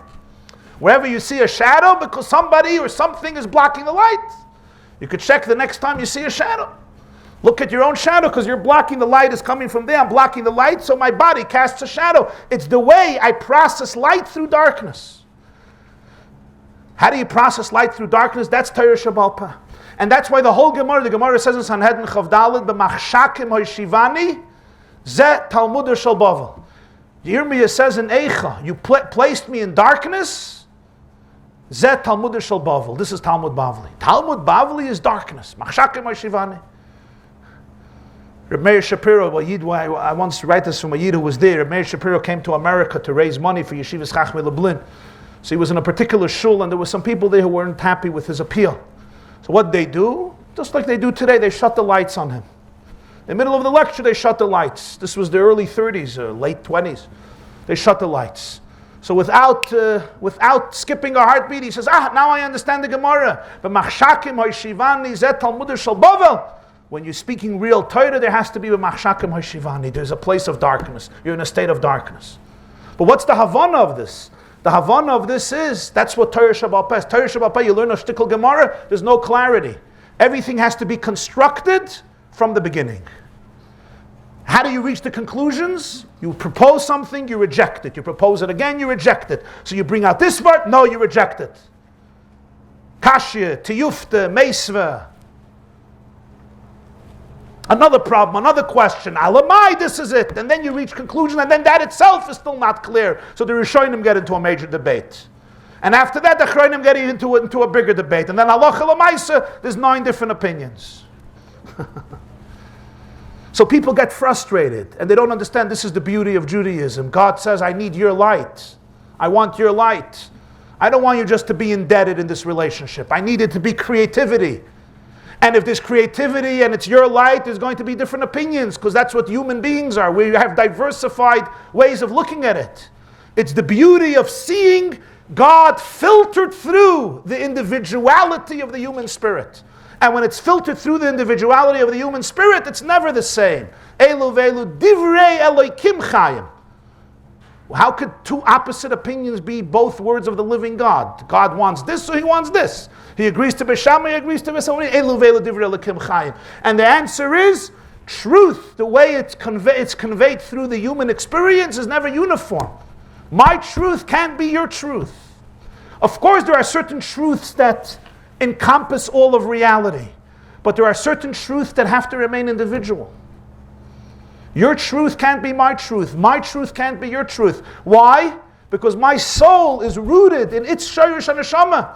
And people who feel that there's only one way, and there's one way, one perspective for everybody, are denying the fact that diversity is woven into the very fabric of Knesset Yisrael. The Dor HaFlaga wanted to make everybody the same. It doesn't exist. In Torah Shebaal Peh celebrates diversity. So the menorah is what the Jews give back, what the blind person gives back, so to speak. Moshe says, I don't know how to do this. I don't see what they're giving back. It's all from him. It's all from him. Moshe's Pnei Chama. The Gemara says about Abasa, Pnei Moshe ke Pnei Chama. Moshe is the secret of Torah Shebeksav. Pnei Yeshua is Eretz Yisrael, is Torah Shebaal Peh, it's Pnei Levana. In Levana, you already have the world of shadows, the world of darkness. It's not Midas Yoim, it's Midas Laila. Torah Shebaal Peh is Midas Laila. Machshakim Hoshivani Zet Talmud Shalbava. You with me? Toifus? Now let's get to the last piece. Now we come to the Mishkan and the Kalim. This was the argument. Now you'll see inside, hopefully it'll be understood. Pri Tzadik Ba'alois, V'zeha Inyin, Shemoshe Rabbeinu Lefi Madrigosai, Sha'atoyre Shebaal Peh Shaloi, Shechidish Milpilpuloi, Hayagamkin Mefurish Lenegadein of Shu Misinai. Moshe Rabbeinu also knows Torah Shebaal Peh. He also knows the Torah Shebaal Peh that he is creative with. Chidesh Milpilpuloi, but for him, in front of his eyes, he sees that it's all from Sinai. It's all from Sinai. He doesn't need a mishkan. He doesn't need a container, an oitzer, a treasure box to place the Aron. The Gemara says in Masechta Yuma something fascinating. It says you had an Aron. In the Aron you put the luchas. The luchas represents Torah Shebeksav. The 10 commandments of the luchas contain the whole Torah, as Rashi brings in the beginning of the Aseres HaDibros. The 10 dibros represent the whole Torah. Torah Shebeksav. It says that the Aseres HaDibros have in them 620 words, Tafresh Chaf Oisi, 620 letters, corresponding to the 613 biblical mitzvahs and 7 rabbinic mitzvahs. So when you have the luchas in the Aron, who is carrying the luchas? The Talmid Chacham. The Torah scholar, the Torah sage, he carries the luchas. So the pasuk says, "Mibayis umichutz tetzapenu." The Aron had to be covered with gold from inside and from outside.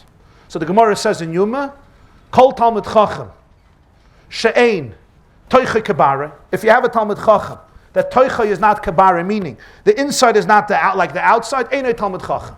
He's not a Talmid Chacham.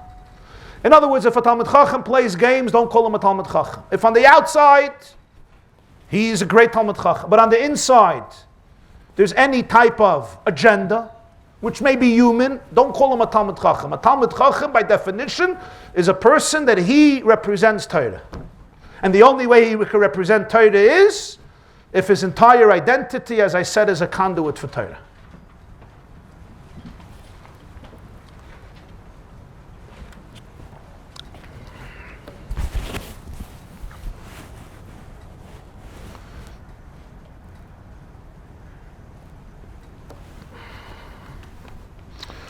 You know, it's a very sad thing. Sometimes, a lot of people come through my door, and there's often a very common story.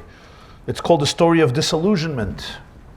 People trust certain mentors, certain Talmidei Chachamim, because they believe that what comes out of their mouth is Torah. And sometimes they give them advice, or they give them perspectives, or they tell them certain things are forbidden. And at a later point in life, they discover that There was no source for it. There was no basis for it. It was a distortion of halacha, a distortion of reality. And they didn't have the courage to ask, what's your source? There's a din in Choshe Mishpat that when a Rav says a halacha, you're allowed to ask two words. Mehechan dantuni. Just show me where. Show me where. And by the way, people ask me, how do I know if I could trust somebody? I said, always this is the parameter.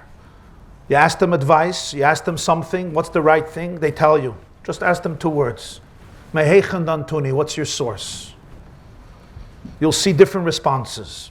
One person will look at you with such disdain. They don't even have to say it. Their facial expression is, you don't want to take a video of this? I'm just joking. Their facial expression is, where do you get the chutzpah to ask me what my source is? Who do you think you are? You're a baby. You're an illiterate. You're an amoritz. You're an idiot. You're a shaita. You're questioning me, my source. You know who I am? They don't even have to say it. Sometimes they say it too. But just the facial expression. And Bechlal, where do you get the chutzpah to ask me? Who even gave you a right? Then you have to be suspicious. Don't sell your soul. Don't sell your soul. And then there's another person who will very humbly go to the bookcase, open a sefer, open it up, and point and say, come, let's learn it together. Adar, let's learn it together. That's called a Talmid Chacham. He's a student of Torah. And he always remains a student. And therefore, Mahu Bechina Mafata Bechina, as the Gemara says. I don't own it. I'm a student just like you. Maybe I had the privilege of learning a few extra years. Maybe I had the privilege of sitting by great teachers. Maybe I had the privilege of absorbing more wisdom. But I'm a student forever. And one student shares with another student. The moment that status changes, you have to be very careful. You have to be extremely careful. Sometimes the person will humbly say, this is what I remember. I don't know right now the source. Give me 2 days and I'll get back to you. Call me back. Let me look it up. Let me research it. And the real Talmid Chacham, as the Gemara says about Rava, will sometimes look at you and say, Dvarim shamarti lifneichem tos hein biyadi. I made a mistake. I made an error. But the Gemara says, Mahu b'chinam afata b'chinam. They say there was once a rabbi, somebody came to him and asked him if he could teach him Torah. He never learned anything. He was a secular person. He says, of course. He says, when? He says, come Monday, 8:30 p.m., we'll learn. He says, wow, and how much do you charge? He says, I charge, it's for free. It's for free. So he comes 8:30 p.m., the rabbi gives him a chumash and says, start reading. He says, I don't know how to read, that's why I came to learn. He says, Hebrew lessons, $500 an hour. The moment I start feeling that I own the information and therefore I could manipulate, and who are you to ask me? Then I lost sight of the pasuk Torah tziva lanu Moshe moirasha kehilas Yaakov. The Torah is a Yerusha of every Jew, and a Yerusha is even 1 day old baby. Chas v'shalom, a 1 day old baby's father dies, and the father has $10 million in the bank. The 1 day old baby owns it. He may need an apatrufus. He may need somebody to take care of the money till he becomes 20, but he owns it. Torah tziva lanu Moshe moirasha means that every Jew owns the whole Torah. Either Jew never read Hebrew in his life, either Jew lives in a world where nobody ever taught him Aleph Beis, he doesn't own Torah any less than me. He may be a Yerush who's 1 day old. Maybe 1 day old biologically, maybe 1 day old intellectually, in terms of Torah knowledge. But he doesn't own Torah any less than any other Jew. Moshe doesn't own Torah more than him. And the real Talmid Chacham knows that.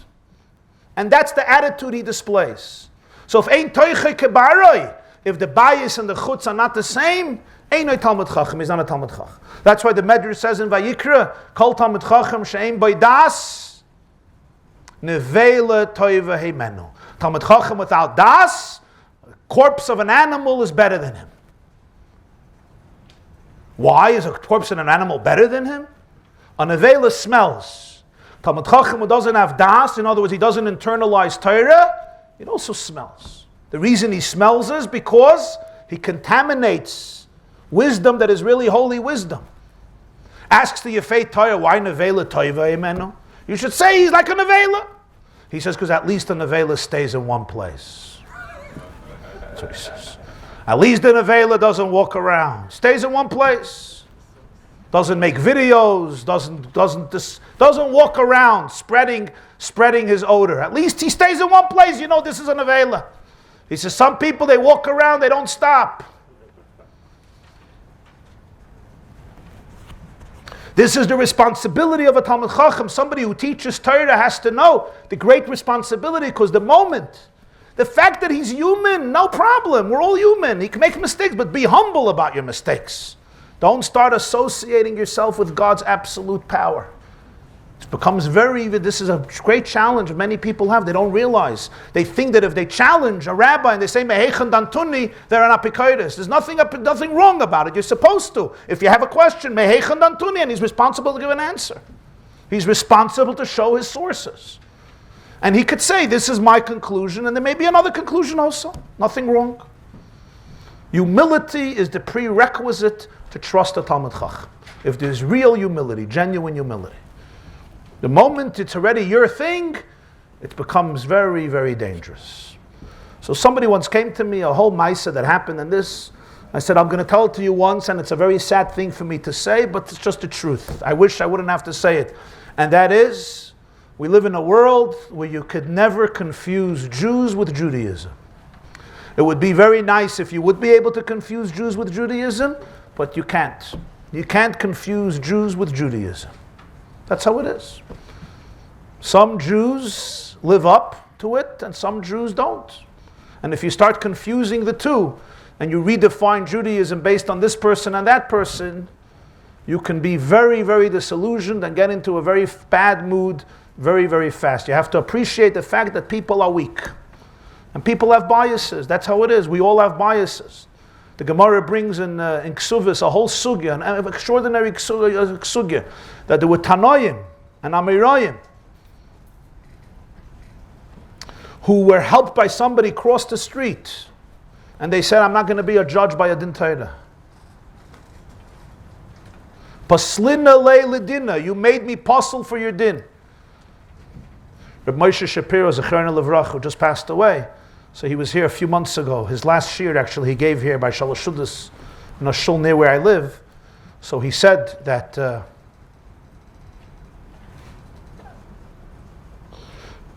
he was walking once with Rabbi Yitzchak Hutner, the Pachad Yitzchak, Rosh Yeshiva of Yeshivas Rabbeinu Chaim Berlin, and he had something on his collar, some lint or something that on his collar of his kapota, of his coat.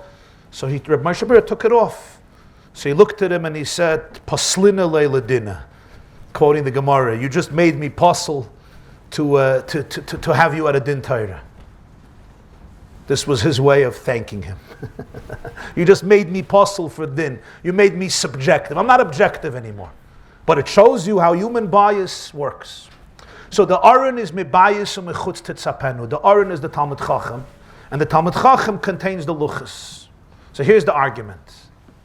Betzalel says, if you don't have a Mishkan, don't bring in the Aron. Don't bring in the Aron. You can't bring in the Aron without the Mishkan. Moshe says, well, you start with the Aron. Start with the Aron right away. What was the argument? Says Reb Tzadok, what was the Mishkan? The Mishkan is the Beis Hashem. It's the Makam HaShechina. V'asu li mikdash v'shachanti b'soicham. It's where God dwells. What does that mean, spiritually speaking? The Mishkan represents the place where the Shechina dwells, a place of Yira Shamayim, integrity, humility to God's will. But Betzalel says you're going to bring the Aron in without a Mishkan? You're destroying Judaism. You're going to trust Talmidei Chachamim, Aroinas, if they're not surrounded by a wall of Yerushalayim? If they're not completely, selflessly dedicated to truth? You can't have such an Aron. It could become the greatest source of distortion. They'll take the luchas and manipulate it and destroy it and distort it. They'll make a new religion and blame it on God. whether willingly or unwillingly. But there'll be sources of distortion. You only have to have an aron if you can only have an aron if you have a mishkan. So from Moshe Rabbeinu's perspective, this is not an issue. Let's see. Zok Betzalel. Moshe lo yutzach mishkan v'yitzel amidon. He doesn't need a mishkan for the aron. Sha'aron shu b'chinas Torah shabal peh hayagam kinetz l'kemay Torah shabiksav mefurish halacha misina. From Moshe, the aron, which represents the Talmud Chacham, who it produces Torah shabal peh, for him is just like the luchas of Torah shabal. Just like nobody can distort the luchas. What are you going to do to the luchas? What are you going to do to the text of Chumash? You can't distort Torah shabiksav. Why? Because we have a clear tradition. The Sefer has to copy letter by letter, word for word from a previous Sefer Torah, back till Moshe Rabbeinu.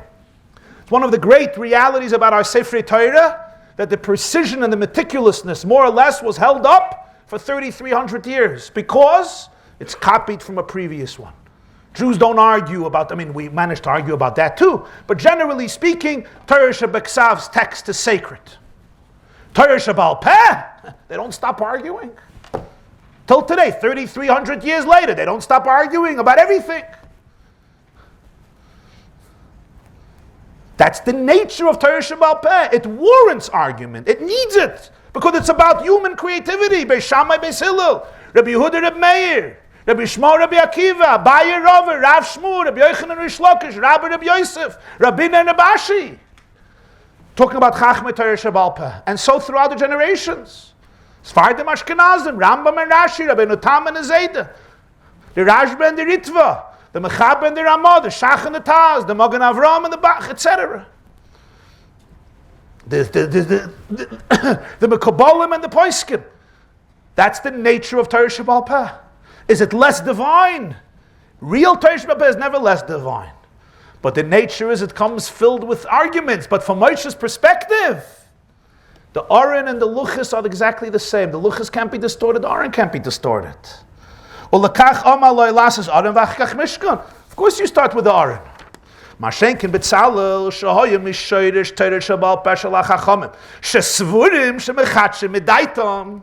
Betzalel represents Torah Shabal Peh. And he goes there at length. Betzalel is the son of Uri, the son of Hur. He comes from Miriam. Betzalel was a grandson of Hur, who was the son of Miriam. In other words, Betzalel comes from the Shirish of Miriam. Lamata Yehuda, it's the Shirish of David, which is Torah Shabal Peh. Betzalel, they hold Mechatshim Midaitam. They look at themselves, and what do they say? We're being Mechadish. We're being creative.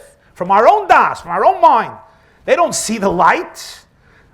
They can't get up and say, this is what Hashem told Moshe Misina. They don't have that access. They have to harav and steig with sweat, blood, and tears. And if it's a real Chacham, if it's a real Talmud, he's mechaven to Moshe Misina. But he doesn't have the clarity of what Moshe told Sinai. He's using the best of his prowess in order to reach the truth. It was a ma'aser with the Noida B'Yehuda. With Noida B'Yehuda, Rabbi Cheskel Landau, one of the great poskim of his generation. I heard this story from the Lubavitcher Rebbe like 4 or 5 times. He liked telling over the story. When he was chosen to the Rav as a Rav of Prague, he was the Rav of Prague, Noida B'Yehuda, Rabbi Cheskel Landau. So he had tremendous opposition. And there was a group who tried to disprove and delegitimize him. So once they came to him when they were deciding whether to appoint him or not, and they came to him with 2 questions. And one question, he answered as I immediately. And the next question, he thought and he answered, and it was very, very complicated. It happened to be that it was a problematic answer. It was an erroneous answer. So they came and they said, you see, he doesn't know how to learn.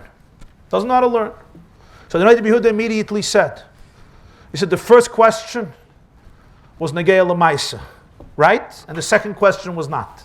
The first question was a practical one, it was relevant. Second question was theoretical. They said, yeah. So how do you know? He said, I want to ask a question. You think you come to a Rav, you ask a question in halach, and he answers. And that becomes the halach, and that's what you have to do. And when you're doing it, you're doing what Hashem wants. The question is, he knows what Hashem wants. How can he know what Hashem wants? And what if he forgot something? He's a human being. A human being make mistakes. This becomes Ratzon Hashem. This becomes halacha. This becomes the psak. The pshat is, he says, if he's a real Rav, if he's a real Talmud Chacham, and his entire agenda is just to express the truth of Torah, and you ask him what to do, It's not him. So he has a sayata d'shmaya, that Hashem helps him, that he should say the truth of Torah. He says, when you ask me something lamaisa, I have sayata d'shmaya. When you ask me something theoretical, here it's about my genius. My genius, I make mistakes. So they knew this is somebody you have to appoint. This is somebody you can appoint. He says, I'm not here to prove my genius. I make mistakes. You ask me halacha lamaisa, something else is happening. But the vort of how he looked at it, his perspective, immediately he said, it's not about the trivia questions. I'll prove my genius. You know, they used to do with the needles, put in the needles to see if the guy could find every word on the page. So, Betzalel is Torah Shabal Peh, Lozen Nitzrach Mikoidem, Aputi Koyoyes Va'oitzer Shel Yerushamayim. Betzalel says, no. You don't put the Aron anywhere if you don't first protect it by walls of a Mishkan, by a roof. What is that roof? Yerushamayim, because V'hamishkan hu mokim hayira, Ani Hashem ha-shoichin b'soich b'nei Yisrael v'hu yira.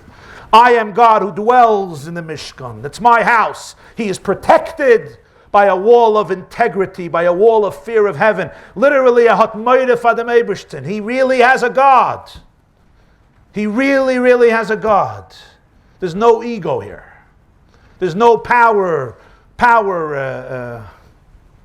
What's the word?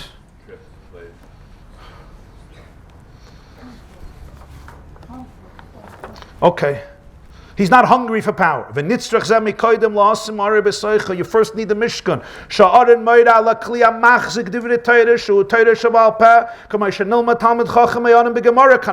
The Aron represents the Keli that holds Torah. Who is the Keli that holds Torah? The Talmud Chacham. The one who develops Torah Shabal Peh. That's why the Gemara in Yuma compares the Talmud Chacham to the Aron. Yuma Daf Ayin Beis. So Betzalel tells Moshe, I'm going to take a Talmud Chacham, I'm going to take a Aron. Where do you want me to put him? What do you want me to do with him?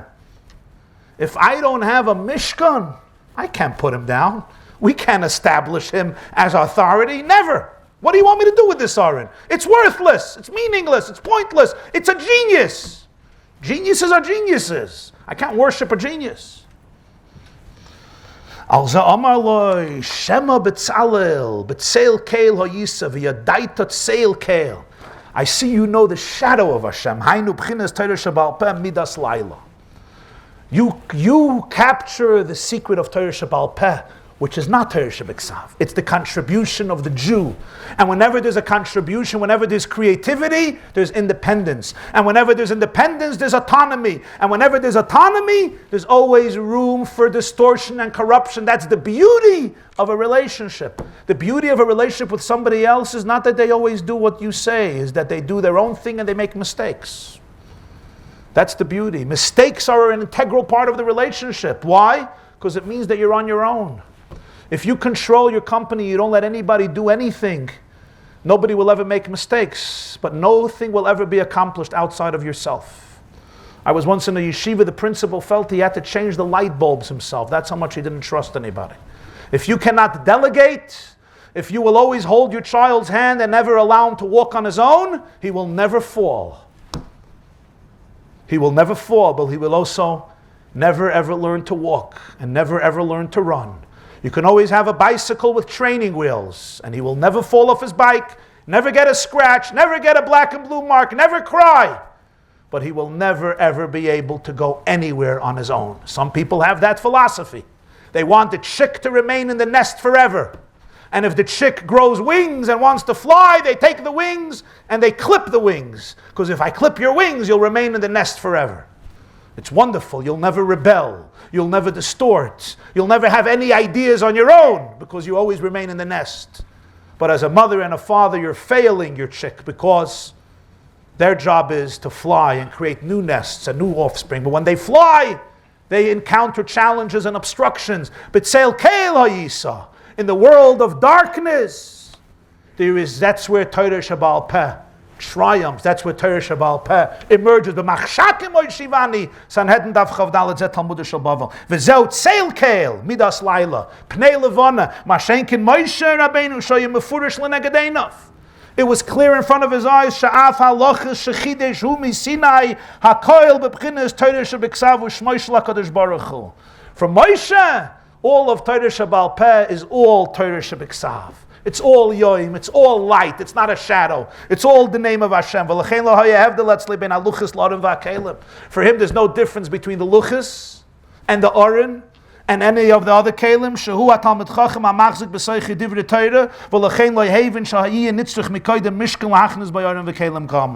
For him, there's no difference between the luchas and the Aron, between the Torah and the Talmud Chacham, between Torah Shebiksav and Torah Shabbal Peh, between the divine communication and the human creativity.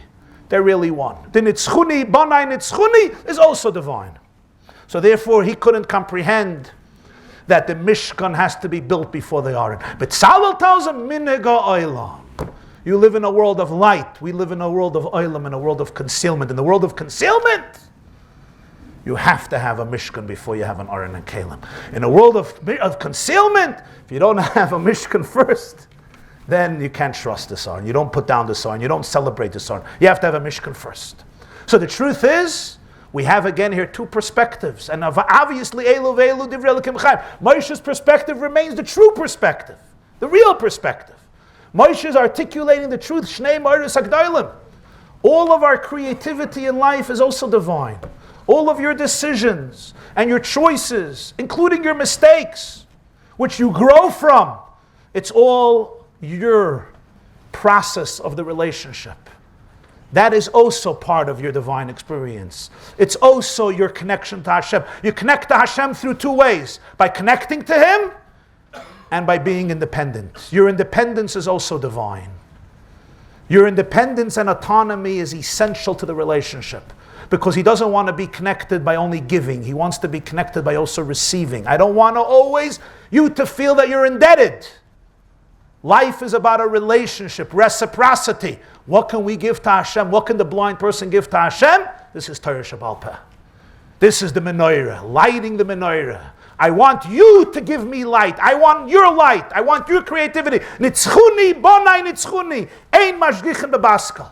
This is the whole institution of Torah Shabbal Peh. The glorious insistence of Judaism that man and God are in a genuine relationship. That creation is about Hashem Vayakhel making himself vulnerable and saying, I will give you my light, but I need to see your light.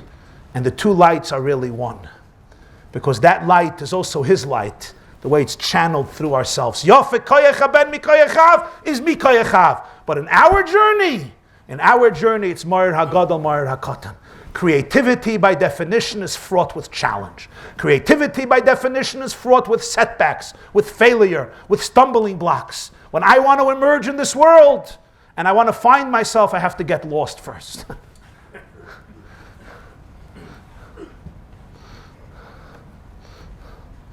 I'll finish with a story from the Tzanzerov, the Hilliket Tzanzerov, the Divrei Chaim. He once said that there was once a fellow who went traveling in the wilderness. He went traveling in the desert. And in the process, he got lost, like all the good stories. And he's lost for 3 days and 3 nights, and he can't find his way out. And finally, he sees a lantern. And he runs over to the lantern, and he sees somebody's holding a lantern, and he assumes this man knows his way, and he says, please, please help me. How do I get out of this wilderness? The man says, how long have you been lost? He says, 3 days. He says, and I have been lost for 3 months. So he says, is there any way you can help me? He says, I can't tell you how to go out of this place. I could tell you how not to get out of this place. I have experimented with so many different paths.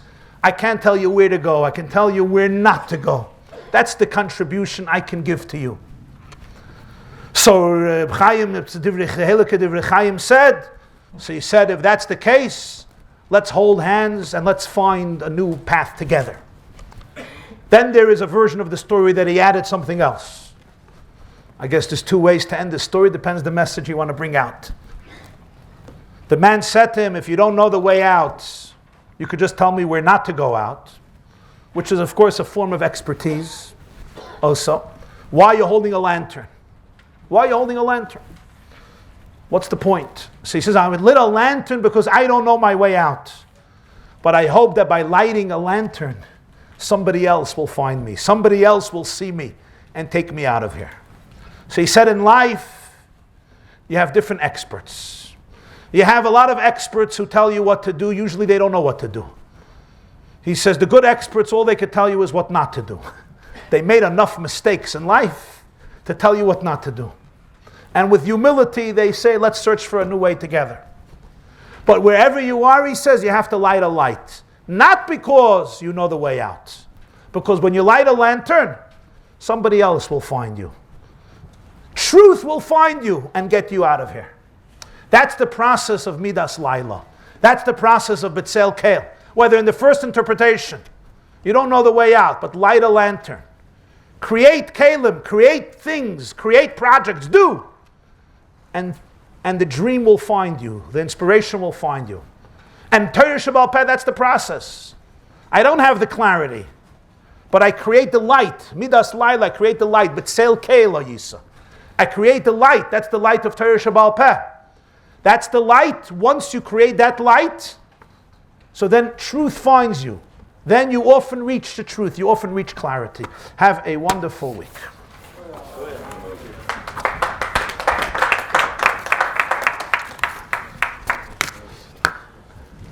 How does the Rabbi explain the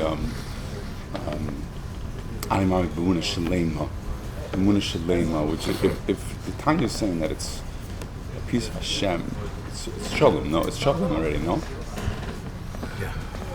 Shlema means that it permeates the whole person. You're asking a good question. Why is it called Emunah Shlema? It's already Shalom. Right. It's already Shalom. Why is it called Emunah Shlema? It's already Shalom. Because the Emunah comes from the Neshama experiences Hashem. Excellent. The answer is, Emunah Shlema means it's wholesome. What's pshat? It's wholesome. Not that the Emunah is wholesome, that the Emunah permeates the whole person. Emunah Shlema, what makes the Emunah Shlema? That the Emunah penetrates the person b'shleimusai. Because very often my neshama can have Emunah. But I don't experience my neshama.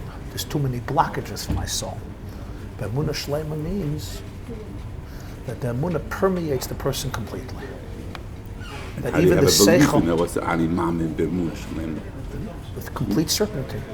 Emunah is like imun, trust, complete certainty. Emunah means certainty. There's no doubt. It's not 50%, Right. 80%, 55%. Yeah? Sometimes what we call belief is, I believe you. Am I sure? If somebody asks me questions, I may not believe you. Blind faith. But that's not what Emunah is. Emunah means it's certain. Emunah Shlema is, it's absolute certainty, and much more than that. Shlema means it permeates the whole person. Because the Emunah could sometimes have blockages. The Rambam says in Hilchas Malachim, Kol mi she'enoi mayim, Malachim Perek Aleph, Kol mi she'enoi mayimin boy, or enoi mechaka lebiyasai, harei kofer in the whole Torah. Somebody doesn't believe in Mashiach, or doesn't await his coming, he's a kofer in Torah. You could say if somebody doesn't believe, he's a kofer. If he doesn't wait for it, he's a kofer. If I don't wait for it, I'm a kofer. It's very fascinating. You could say you don't believe in it, you're a kafir. I don't wait for it. I'm emotionally not involved. I don't wait for it. A lot of people don't wait for Mashiach. Right. They have a good life. They're fine. It could be, but that's the animamin be'emunah shlema. If a person is really aware of what Mashiach is, if he's only a human being, it's not possible that he shouldn't be Mechakel B'yaseh. Rabbi Jacobson, are you going home now? No, I'm sorry. If a person is really Have a good day. Likewise, and a wonderful week. If a person is really aware of something of that nature, it can't be that they're not Mechakel B'yaseh, unless they're not really aware of it. If I know that this is a reality, and it could happen, I await it. And it can happen any day, I await it. So if there's real emunah shleima, in other words, it permeates me. It's not just in my neshama. So then there's mechaka l'biyasa. Yeah. What the Rav says chav tes in Tanya? You brought down some Perik a few Yud Ches places. and Yud Tes. Yud Ches and Perik Yud Ches Yud Tes in Tanya, and the Rabshitza has Zera Kodesh Parshas Vayakhel, also halarichis. But there's a munah lower than das, just I believe you, you know. There's a munah that there's das, and then there's deeper than das. Guys, my father-in-law. Oh, really? Yeah. I wrote him a nice letter. I didn't understand the answer. I didn't want to waste time. But this thing about the dreams. In the beginning, you said about the 70-year-old who saw the slides of his whole life. Oh, yeah, So it's funny because yesterday I discussed it with somebody. That I have so many dreams that I want in my life regarding me and my husband, the kids. But I don't even have a chance because I'm so busy with the daily. Like, Yeah. okay, so when is it going to come? So my question is, when doing the daily things without even connecting it to my dreams, the dreams are going to fall in. Well, listen, you always try to align your daily activities with your dream, but Right. often life just takes over. Right. So if we're involved in things in life that are really important, then the dream will emerge. Even though to me it doesn't look connected. Yeah, often. Okay. All right, thank you. But you want to make sure you're investing your time in things that are really Of course, valuable but to you. sometimes I don't even have a chance to Right. rest because I'm busy. But Right. the dream stays there. Like I don't change it. I want it. Yeah, It's like the light. You can't stay with the light. You gotta go. yeah. Shkoda. Yeah. Thank you for asking. I used to be chavrusa in Arsamea with guys who were in the basic Gemara Shia learning. And what I wanted to ask, question which is very relevant to Shia today, and I want to get a clear, concise answer. The question is, we're learning Gemara. It's supposed to be Torah. It's from God. It's truth. All I'm seeing is arguments. How would you answer that? Excellent question. Gemara is truth. It's Torah. Dvar Hashem. All I see is arguments. The answer is the truth of God that's articulated in Gemara is the truth that's filtered through the human mind, that dedicates itself wholeheartedly and unwaveringly to decipher the truth of God articulated in Torah Shabbat. Again, Torah Shabbat is the truth of God that's filtered through the human mind, but not just an egotistical human mind, a human mind that is wholeheartedly and unwaveringly committed completely and absolutely to decipher what is the truth of Hashem's word conveyed in Torah Shabbat. By definition, when God's voice is filtered through that vehicle, there are going to be arguments, which is why Torah Shabbat tells us Acharei Rabbi Lahatis, we should follow the majority. And Torah Shabbat tells us Ki Yipolei Mecha Davar, when you don't know what to do, Kamta Valisa, you should go to the court. And the court will have arguments and they follow the majority. Why is Torah Shabbat saying follow the majority? Let me tell you, we don't follow the majority that an esrog is an esrog and not an orange. If Bezdin tells us it's an orange, you don't listen to them. Because we have halacha l'Moshe Messina. We're not going to follow the majority that tefillin are black. But we will follow the majority, the order in which to put in the parashas of tefillin. Rashi has one view, Rabbeinu Tam has another view. The halacha is like Rashi. Even though many put on Rabbeinu Tam, but the halacha in Shulchan Aruch is like Rashi. Why is Torah telling us follow the majority view? Because by nature of the way it's communicated through the human mind, Beis Shammai had one perspective, the way he saw things. Hillel had another perspective. If I'm using my mind, by definition, my mind doesn't work like your mind. Not because you're right and I'm wrong, because everything has different perspectives. It says in Zohar that Shammai came from Gvura and Hillel came from Chesed. Which one is true? There's people who operate with Midas HaChesed, with Midas HaGvura. Midas HaChesed is kind, Midas HaGvura is more discipline. And the answer is, it's not one is a truth and one is a lie. There's a time for Chesed, there's a time for Gvura. There's an experience that warrants Chesed, there's an experience that invites Gvura. Both are emes. There's a time to discipline, there's a time to love. The Kahela says, right, there's Eis L'chab, there's a time to hug and there's a time to reject. There's a time for war, there's a time of peace. There's a time to fight and there's a time to to not fight. I mean, there's a time to stay together. I mean, we all know in life there's different truths. Some souls are more organically connected to this. Some are more this. Hashem encompasses all colors. But there's blue and there's red. Blue is not a lie and red is not true. Blue is blue and red is red. It's like a jigsaw puzzle. Jigsaw puzzle is a good example. The piece of art, the picture, can only emerge through different types of pieces. If every piece is the same, you're not going to have the art of the jigsaw puzzle. You're not going to have the picture. Why can't they all be the same? Because by definition, in order to allow the bigger picture to emerge, everyone has to give a different piece.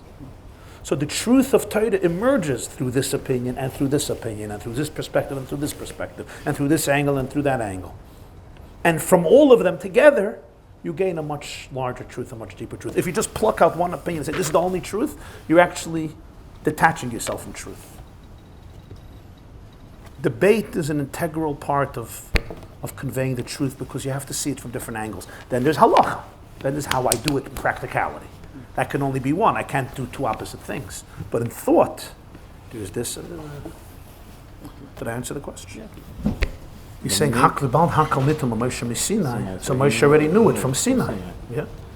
But the main question wasn't answered. If the Irish even the truth is like this. I don't know if it's not Pshat that Moshe heard every halacha, but it's Pshat the Yisoidus he heard from Sinai. So he saw in every Nekud of Torah Shabbal Peh, he saw it. He saw the Sinai of it. the main question wasn't answered. If Moshe changed what I just said, then the whole Torah gets weaker. So the Torah is good why he changes, but technically, right. Hashem, especially the Tosfos that the Irish said that order. Yeah, that's what I said. Hashem is l'mayla min hazman. When Hashem speaks, you said this first, you said this second. When Hashem speaks, the shit is that's how it it's beyond out. time. It's not like Hashem speaks in a tape recorder and then it's an order. So when Moshe experiences Devar Hashem, that's how he gave it over. That's how he gives it over. This is his experience of it. And mitzad his world, this is Tachlis HaEmes, not a distortion. So then... Loy Betzalel, you're right. Moshe says, Betzalel Kela Yisud. That's what Hashem said.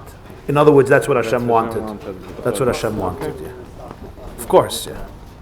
I mean, Al Pi Pshat, you understand, that for somebody to say, Moshe heard one thing, he said, you know what? I'm doing opposite. Betzalel says, what are you talking about? Oh, you're right.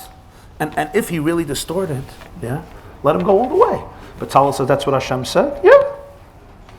If Vayakhel Chas v'Shalom he's lying, it's a lie. People, it's an honestkeit, you understand? They say Moshe distorted. So distort. Why are you backing off? You have an agenda. So stick to your agenda.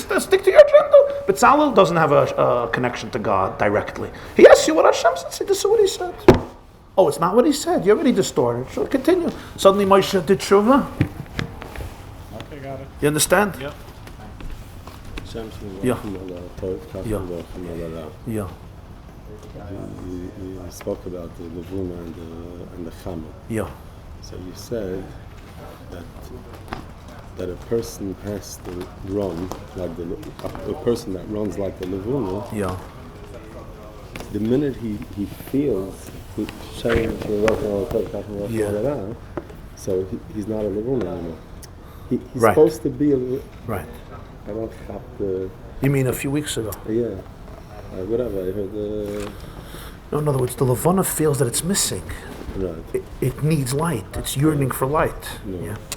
If the Levana would feel that the missing of light is its shleimus, Right.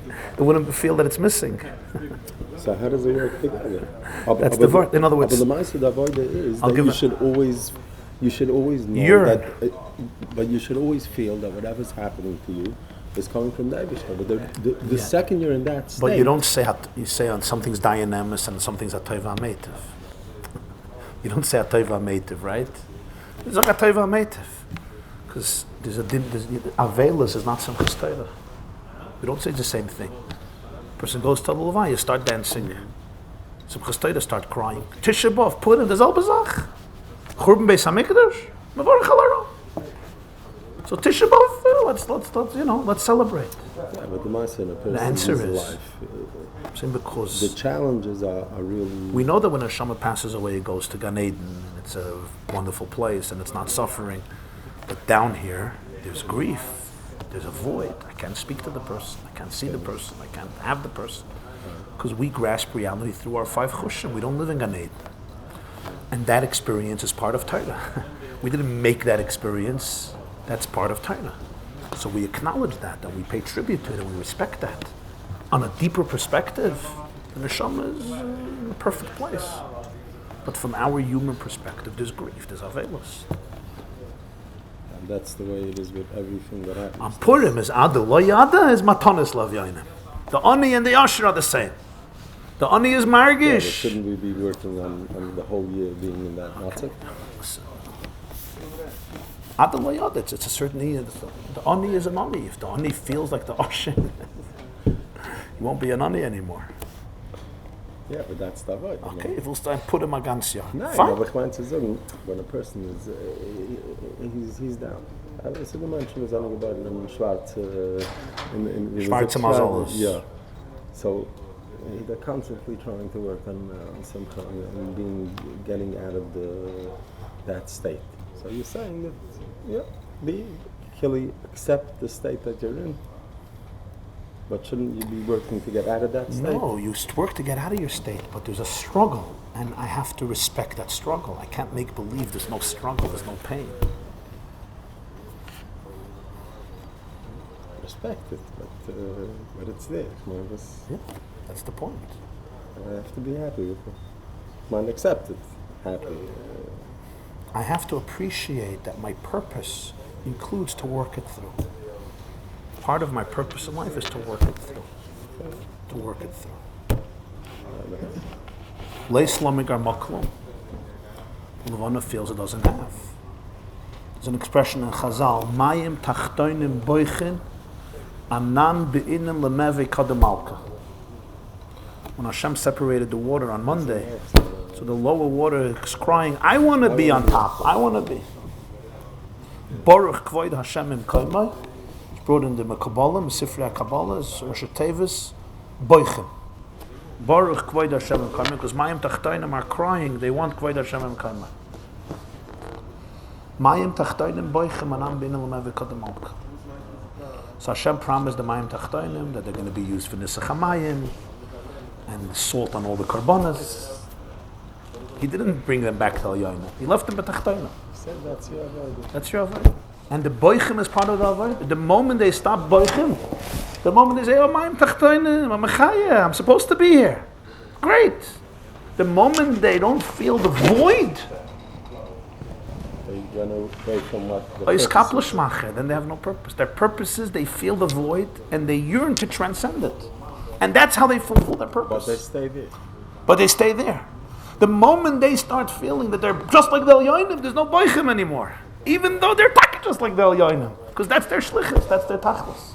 That's their dvekas. It's very subtle. Yeah. In Sifrei Chabad, it's brought that this was Korach's mistake. The Noyam Elimelech says, where did the give right? Huh? Chafala Fada. Yard set Noyam Elimelech. Vayikach Korach, says the Targum, V'ispalig Korach. Zog the Noyam Elimelech, Al derech, V'hi rakia, V'hi mavdil b'mayim l'mayim. Ispalig Korach. Korach made a havdalah. The havdalah of Monday between the higher water and the lower water, that was Korach. So Tzemach Tzedek is masbid the Noam Elimelech, half of a fella. He says, Korach said, Kola Eda Kulam G'dosha. Maduat is Naswal Kalasha. Moshe and Aaron are like Mayim L'yonim. They're in heaven. Regular people are Mayim Tachtoinim. They lurk in Olam Haz. Maduat is Naswal Kalasha. It's the same thing. But Toichem Hashem, the Eberst is dort in Mervidon. Mayim Tachtoinim. Shnei Moyes HaGdolim. Yeah, you take a fell down below, so what? This is where you're supposed to be. The Arizal says that La'asid Lavei Korach will be right. La'asid Lavei V'hoya Oira Levana Korachama, it'll be Nizgala, that Torah Shabal Peh is just like Torah Shabiksav. No difference. Shnei Moyes HaGdolim.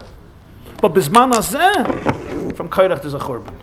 Because the moment Mayim Tachtoinim stinks, that is just like Mayim Al Yoinim, and there's no frustration, there's no yearning anymore. It ceases to be able to do what it's supposed to do. And then it becomes Taka Mayim Tachtoinim.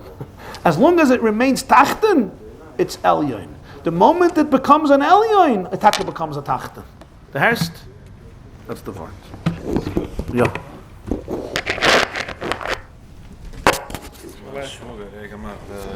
Ah, dying. Bist du guter Designer?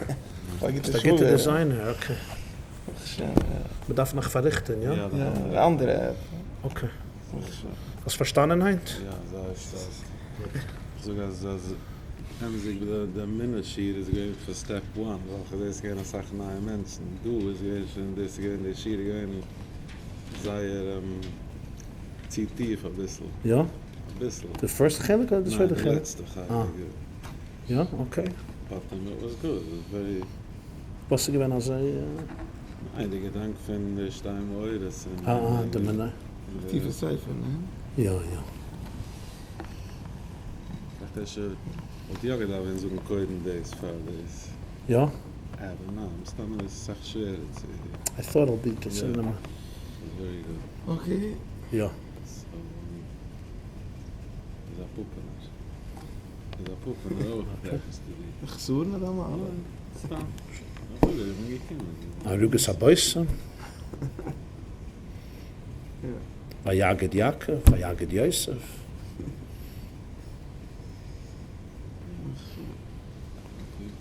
Ich habe mal gehört von der Gavriel Zinner. Also er hat gehört von der alte Papa Ruv, so kleine Lovracha. Einmal flogen doch die Principals von Yeshivas and the deans, the heads of the Yeshivas, haben gesagt, herumgehen Kleiden Geld. Heintische Gringer, Sach Yeshivas, they charge very high tuition, or the Kehilla, whatever, so it's easier. But einmal, von der Papa Ruv of Havas, sagt the din is, am hargit ayid b'shoigig, darf man gehen in Galus. Most principals, they rufen rein Kinder to the office and they kill them b'shoigig. They kill them, they destroy them. Mahargit ze ja weg. Darf man gehen in Galus, darf gehen Kleibengeld, darf sich verschämen, mit der ganze Welt. Der Herst? Der alte Pupperov. Das ist von Gavriel Zinner. You heard it from him. Hat gefragt, oi bazoi, the teachers darf noch gehen. Sie hargen doch a Sach mehr. Ja? Because they insult the kids. Then the Rambam Paskin, as Av Shehikes B'nai, or a Rav Shehikes Talmidai, as part of the process, he was trying to teach, and he hit, and by mistake he didn't realize the kid Rachman al-Islam, he doesn't have to go to Golis. So he says, but the administrator and the principal, who gave him a right? He says, the teacher falit sich amal, it's a classroom, he's anxious. Okay, fine. Darf Chiviton, aber darf nicht gehen in Golis. But the principal, who gave him a right to kill a child, darf gehen in Golis. Schein? Der alte Popperov. Was ist Bescheid von dem Gavriel Zinner? Ha? Ich bin ein Talmud. Ja, Gavriel bin ein Talmud. Was ist Bescheid von ihm? Mit Gehet von seinem Meul? Ist doch Papa Chassidim, sag ich euch. Ja, sicher. Starke Wort, nein?